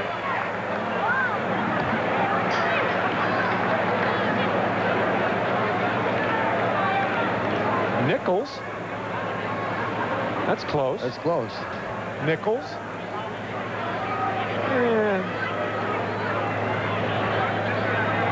Close, but no cigar. McDaniel down on strikes. McCullers just blew him away. First strikeout for Lance McCullers. And it'll bring up Tim Tuffle.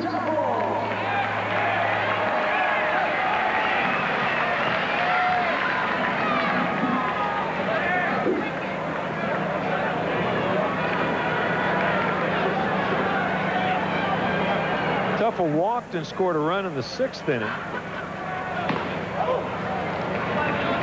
Greg Jeffries started at second tonight, had a stolen base. He was 0 for 2. He walked and scored a run. Ball and no strikes to Tim Tuffle. High, ball 2.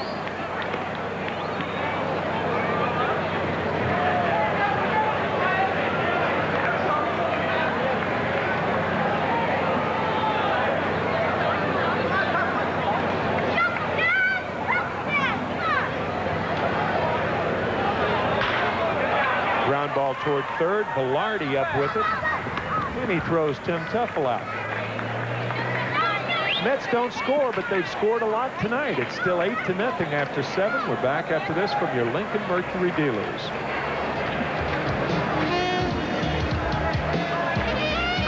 Phil Lombardi will be the new Mets catcher, the third Mets catcher. Pitching has dominated for New York tonight. Viola working 2 strong innings, allowing no runs and 1 hit. Doc Gooden in his debut. No runs and 1 hit, striking out 3. Jeff Musselman allowed 3 hits. And Alejandro Pena, the 4th pitcher of the night, was perfect in the 7th. Good sign for Davey Johnson's pitching staff. As Brian Dorsett takes ball 1.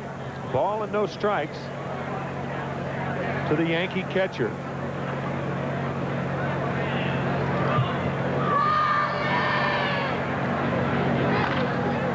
Popped up and playable. Lombardi mask aside. In comes Magadan, and Magadan who makes the play. 4 in a row now, retired by Pena. Number 17, Damaso Garcia.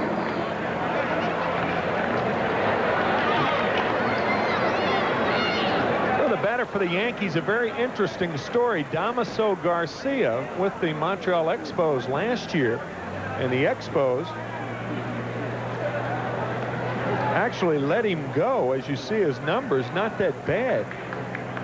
He was released in mid-September. We happened to be up there at the time. And Garcia going home is really a strange set of circumstances that had him going home, and he eventually signed as a free agent with the Yankees, trying to make the ball club. Check swing foul, 1-1.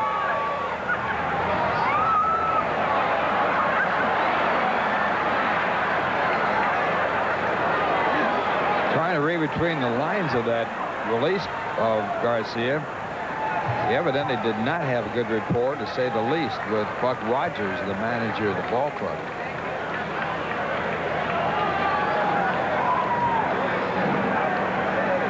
Sent home prematurely, like first week of September. Takes a breaking ball outside. 2 balls and a strike to Damaso Garcia, facing Alejandro Pena. Pena's maiden voyage with the Mets. High, ball 3, 3-1.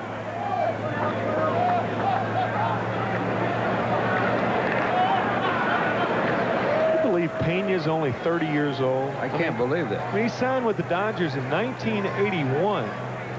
This is his 10th year in the big leagues. Only 30 years old. A check swing foul. He certainly has the potential to be the man the Mets are looking for, to be the right-handed stopper in the bullpen along with John Franco, the left-hander. He's had that duty before, and he's been excellent at it. The Mets sorely needed that spot filled. Don Ossie, no longer with the ball club, was trying to fill the spot and did not do it. Ossie now with the Dodgers trying to make their club. Funny how it works out. Still 3-2 to Garcia.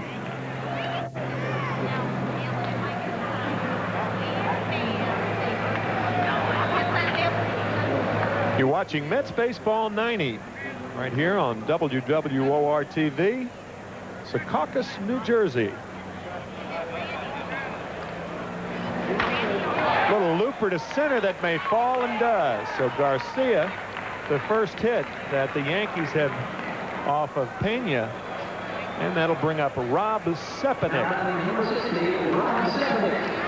Speaking of the Dodgers, our next telecast will be Thursday at 1:05. The Dodgers will be sending a split squad over here to Port St. Lucie. Mets and Dodgers both trying to get a lot of work. And one of the pitchers that afternoon is going to be Jim Gott. Jim Gott, a very interesting story. Signed with the Dodgers as a free agent. Remarkable year a couple of years ago with the Pirates. So it'll be the Dodgers and this one fouled, barely. The Dodgers and the Mets at 1:05. We'll be on the air at 1 o'clock Thursday afternoon, and the Dodgers again on Saturday at 1 o'clock. Then next Monday, the Mets play the Montreal Expos. And then a game on Wednesday. All games at 1:05. And then our next telecast will be from Shea Stadium, the 7th of April, 2 days before opening day. Be nice and warm at Shea that day. Could be. Wait, oh, listen, the way January and February has turned out, beautiful weather after a frightening December. 0-1 to Sepanik.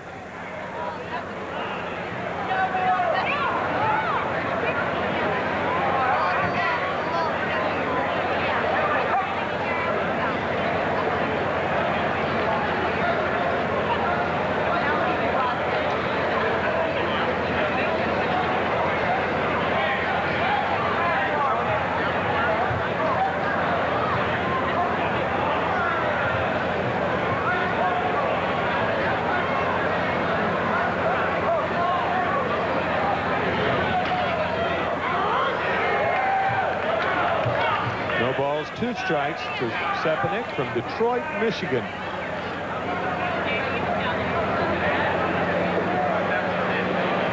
He signed as a free agent by the Yankees in 1985 after being picked 6th in the country by the Atlanta Braves. Actually released in the spring of '85. 22 home runs for Albany.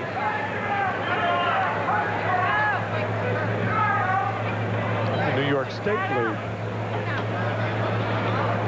Eastern League, I should say. Ball and 2 strikes to Rob Sepanik.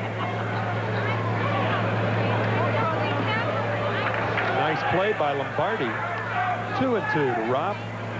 Alejandro Pena on the mound, the 4th Mets pitcher, and they have been brilliant tonight.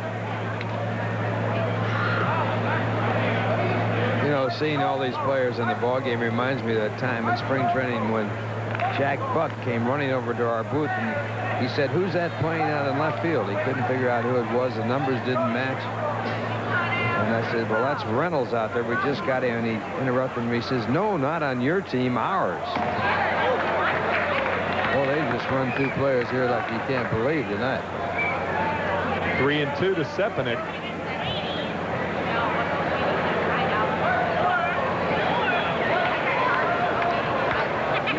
But you notice the star didn't make the trip. Which one? The first baseman for the Yankees. Mattingly. Fly ball to left field. And Thornton runs it down. 2 outs here in the 8th inning. I don't think Yogi Berra ever made the trip from the east coast of Florida to the west coast of Florida in his entire career until he became manager and had to go. Well, of course, when you're a catcher now, it's the outfielders, first basemen, and pitchers who don't. When you're a catcher, you put in your duty and pay your dues in the in spring training. Whether you're a #1 guy, because you always have to have guys to warm up the pitchers. Spring training, a tough time on catchers. Now that we got that out of the way, that's a disclaimer for the spring training year. Wayne Tollison, and he takes a slider for a strike, 0-1. Wayne 0 for 1. Steve Sachs started the game at second. He went 2 for 2. It's 8-0. The Mets on top. 6 hits for the Yankees, 11 for the Mets.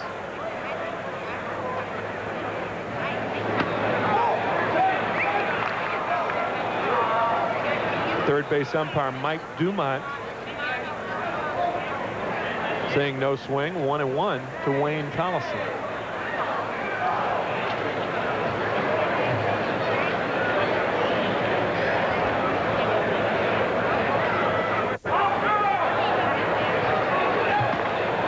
Outside corner, 1-2. When you say the star of the Yankees, you could be talking about Dave Winfield.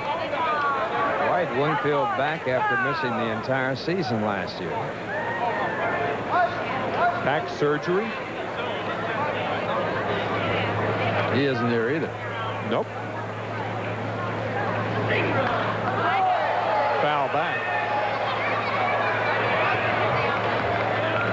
Still 1-2 to Wayne Tollison. The Mets scoring 5 in the 3rd, 3 in the 6th. Lead 8-0. Tim McCarver along with Ralph Kiner. Happy you've joined us tonight. As we mentioned, 5 more broadcasts in spring training, one of which will be at Shea Stadium, and then the season opener, April 9th.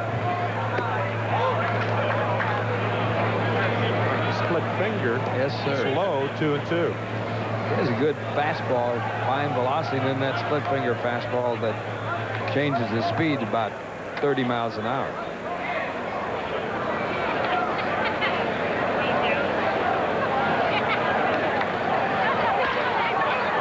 Ground ball to second base. Tim Tupple over to Magadan. Another strong inning by Pena. It's still 8-0 after 7.5, and we're back after this from 9X.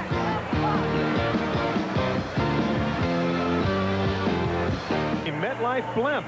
Captains Mike Fitzpatrick and John McQuick. Camera operator Bob Mickelson. Furnishing the beautiful views here of the Port St. Lucie Sports Complex, or Port St. Lucie Sports Complex. It is a lovely facility. Seats about 6,000. They announced the paid crowd here, Tim, of 6,568. So they've had a capacity crowd here tonight for this first game of spring training in Port St. Lucie. Lou Thornton will be the batter. Leading off the bottom of the 8th inning, 8-0, New York on top, or New York Mets on top.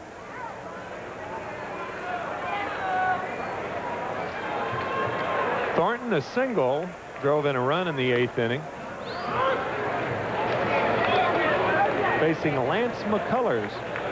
No balls, 1 strike. Well, we mentioned the Mets with the 6 starters. Ojeda, Gooden, Darling, Fernandez, Cone. And Viola. And Viola to center field.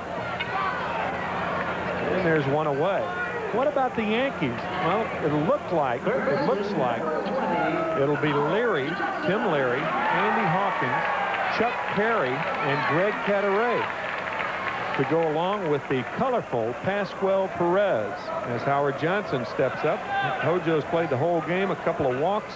He's 0 for 2. And the big story is he has arrived. He has trouble arriving. The Mets were playing Atlanta. He was a scheduled pitcher one year. Couldn't find the ballpark. He got on one of the interstate highways and couldn't get off. 1-0 to Johnson. I guess with the Oscar nominations and the recipients last night, 1-0 to Johnson. Ball 2 and the breaking ball. Marlon Brando didn't make it again. I mean, what's that, about 20 years? And so maybe Perez would be the Marlon Brando of baseball. Brando makes movies, but he never goes to the Oscar nomination presentations.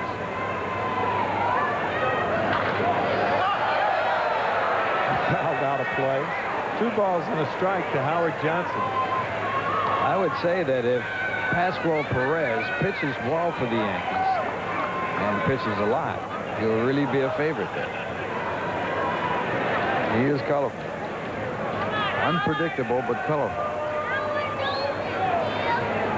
There's Doc Edwards, who was talking to Phil Lombardi. Doc Edwards and Vern Hoscheit, both former catchers. Doc, the bullpen coach of the Mets this year. It's 2-2 to Johnson as the breaking ball just catches the corner.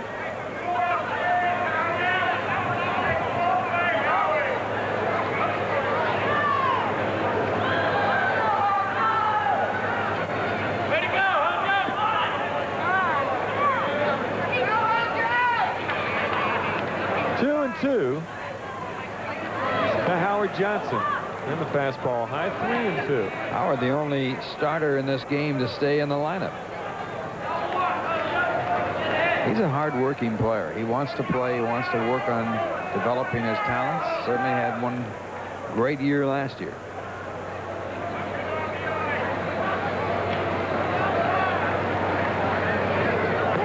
Breaking ball is low. Johnson walks for the 3rd time tonight.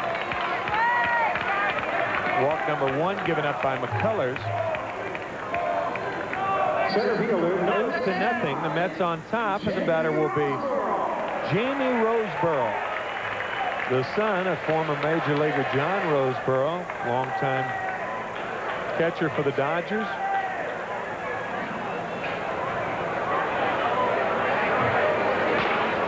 Fastball is high from McCullers. Interesting story about Jamie Roseboro. He was on the Mets 40-man roster and so could not work out with the minor leaguers. He had no meal money coming. He had to work in the minor league clubhouse at a very low salary to be able to get enough money for food and to live down here while he waited for the lockout to be settled. He actually was working in the minor league complex as a towel boy and a gopher boy. And his dad came over here when the Dodgers Farm Club played the Mets Farm Club, looked him up to see how well he was doing. Tapper towards short, and a nice play by Collison. But Jamie Roseboro can flat fly. He has great speed. His dad, of course, was a big man and a catcher and was one of the best catchers that the Dodgers ever had. Right here, his speed that he didn't inherit from his father, must have come from the mother's side, proves to be a base hit. So Roseboro at first base, an infield base hit for Jamie Johnson now at second, and Keith Hughes will be the pinch hitter.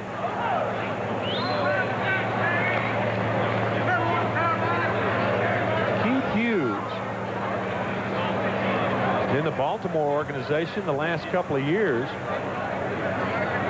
You may remember him when he served briefly with the Phillies in 1987. Last year, he had a terrible collision with John Mizrock, also an ex-Major League catcher. Speaking of catchers, and John Roseboro's name came up. Boy, could he block the plate. 3 balls and no strikes to Keith Hughes. But anyway, during the collision, he separated his left shoulder. Rehabilitation all winter long to get that shoulder healthy again. Drills one deep to right field. Back is the right fielder Snyder, and this ball is out of here. 3-run homer for Keith Hughes. Talk about smoking a ball. A tremendous home run over the right field fence by Keith Hughes. That'll open some eyes.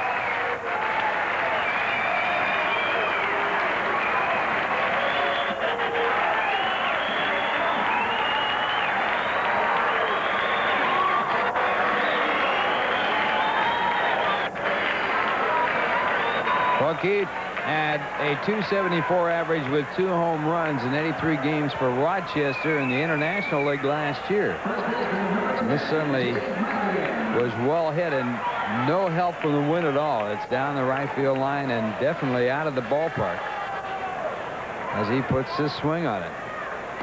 11-0. Mets on top as Dave Magadan takes a breaking ball in the outside corner. Dave 0 for 2 on the night. 0-1 to Dave Magadan. Keith Hughes, talk about putting a charge in a ball. Breaking ball is low, 1-1. Bottom of the 8th, 11-13-0 for the Mets, 0-6-0 for the visiting Yankees.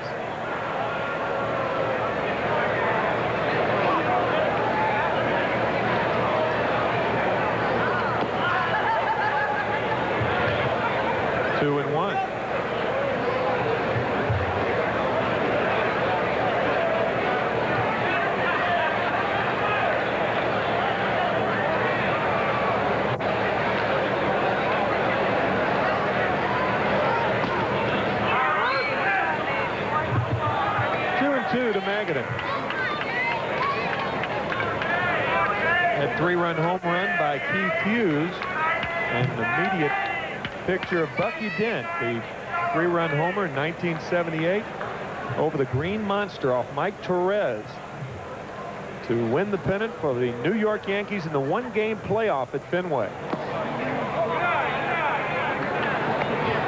3-2 to Magadan. Shades of Bobby Thompson. Bobby's 1951 home run that won the pennant for the Giants over the Dodgers. The difference, of course, being Thompson was in the Polo Ground. His was a game-ending 3-run homer. And Bucky Dent hit his in the top of the 7th. Reggie Jackson hit a home run, I believe, in the 8th inning, 8th or 9th of that game, and the Yankees won it 5-4. Carl Yastrzemski making the last out. Seems like only yesterday. And out is Bucky Dent. They're going to have a pitching change. John Habyan is going to be the new pitcher, the right-hander. And we'll come back to see how John fares after this from Manufacturers Hanover.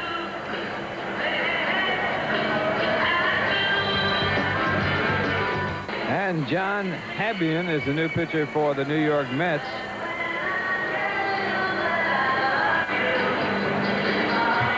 Record at 2-3, an earned run average of 5.44, 9 walks, 30 strikeouts, 65 hits, and 46 in the third innings with the Yankees last year. Also at Columbus. So Magadan at first base, 1 out. The Mets have exploded for 3 more runs on a 3-run homer by Keith Hughes. Phil Lombardi taps one foul, his first at-bat of the evening.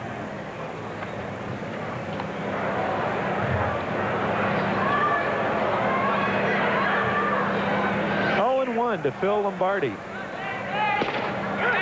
Check swing. Nope, he went too far, says home plate umpire Ed Repuano.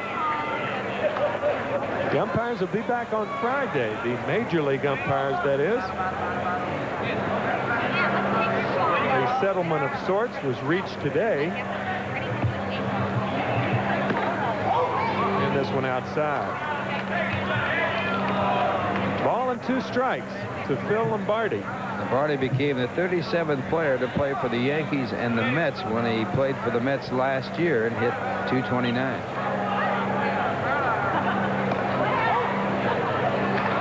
Slider is high. Not many trades between the Mets and Yankees.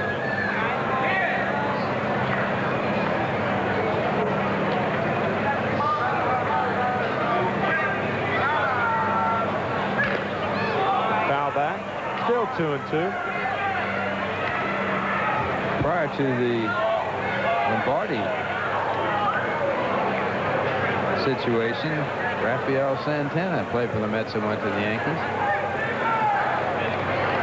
That was a trade. Santana for Lombardi and Darren Reed.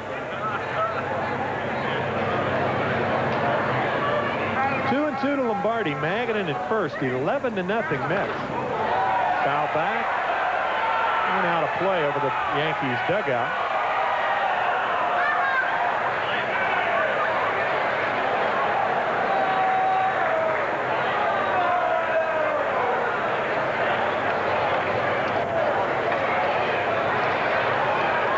John Habyan traded for Stan Jefferson last July 19th.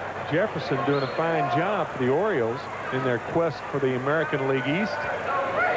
Ended up a couple of games short as Lombardi fouls it off. Still 2-2 to Phil.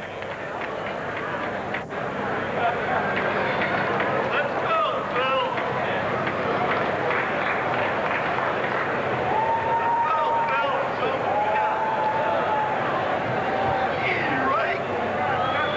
Tom Seaver fan as a young kid.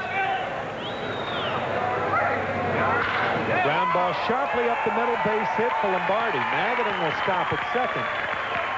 The Mets hits just keep on coming. That's hit number 14 on the night.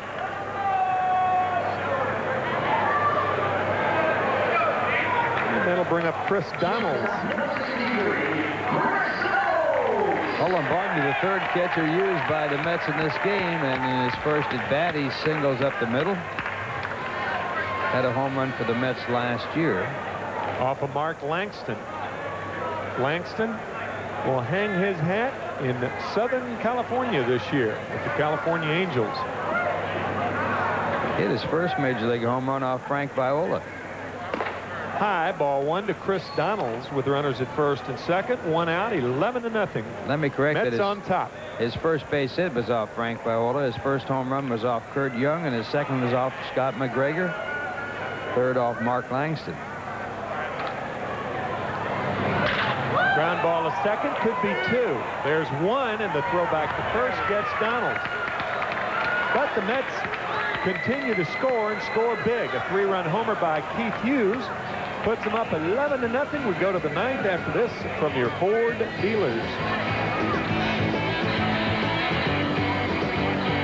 Julio Machado had a brief shot last year with New York. And a very good stop for the New York Mets. He was 0-1 with an earned run average of 3.27. He walked 3, struck out 14 in the 11 innings, gave up only 9 hits. He is a hard-throwing right-hander. He was released by the Philadelphia Phillies, and the Mets picked him up sign him to a contract, sent him to a minor league system outside of the Mets organization, and they didn't want him. They sent him back to the Mets, and now here he is on a major league roster and a chance to make the ball club.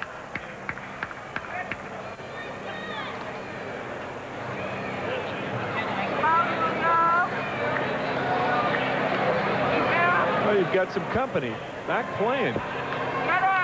Lockout 32 days long, and the first day of spring training last Tuesday. And here it is a brief week later as Machado misses outside. A ball and no strikes to John Fishel in for Luis Polonia. Check swing, 1-1. It's hard to believe that any club would release a fellow with an arm as strong as his, as young as he is.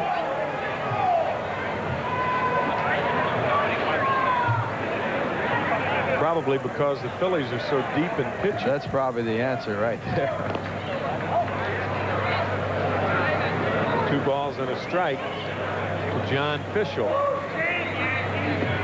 4 years in the Philadelphia organization, he had a record of 19 wins, 20 losses, and 16 saves, and that is respectable. But that arm is impressive.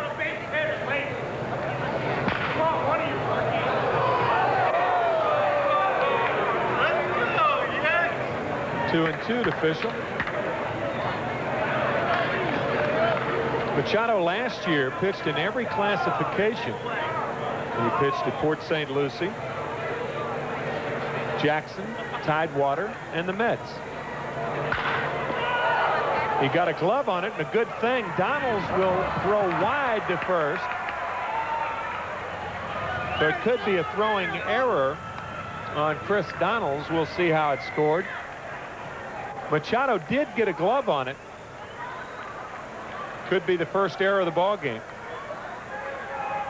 Right here, the replay shows Machado getting a piece of it, deflecting it, and actually a good play to catch it, but then the hurried throw is way offline. And no chance to make the play. That should go as an error on the shortstop. And it does. The first error of the ball game as Bernie Williams steps up. Fishel at first. Nobody out. 11-0. Mets on top. We're in the 9th. Very impressive performance by the Mets pitchers this evening. Frank Viola started. He worked 2 scoreless innings, giving up only 1 hit. Doc Gooden gave up only 1 hit, an infield hit to Steve Sachs, striking out 3. And I mean, he was blowing folks. Jeff Musselman came in, giving up no runs and 3 hits. Then it was Alejandro Pena throwing well for 2 innings. No runs on 1 hit. And now it's Machado, the 5th Mets pitcher of the evening. 1-1 to Williams. Outside corner, 2 balls, and make that 1 ball and 2 strikes.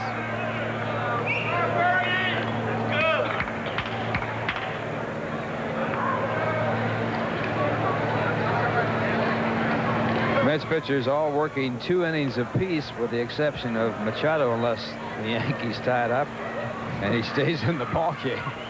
But that was the theory of Chuck Tanner. Williams down on strikes. That's strikeout number 1 for Machado. Chuck Tanner Number 64. wanted to put that into effect in the major leagues, not during spring training, but in the regular season. He felt that might work, but he could never sell it. It wouldn't fly. Pinch hitter for the Yankees, Oscar Azocar.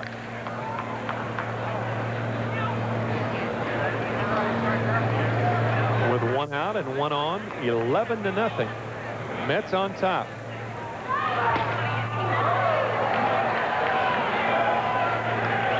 Oscar Azocar from Caracas, Venezuela.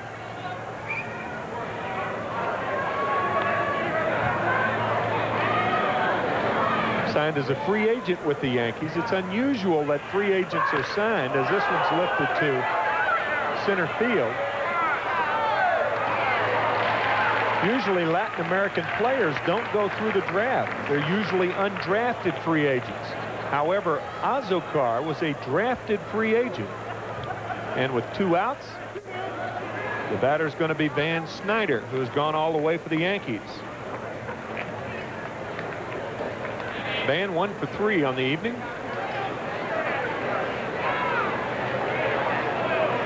Back at you at 1:05 on Thursday, a split squad of the Dodgers. One of the pitchers will feature Jim Gott. It will be Jim Gott. And then the Dodgers again on Saturday at 1 o'clock.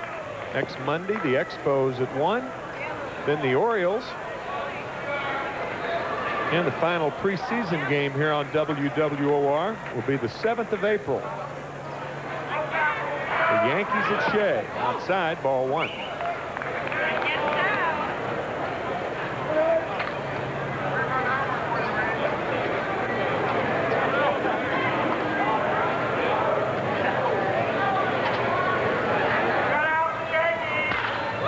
Ground ball to first base, and that should do it. Magadan steps on first.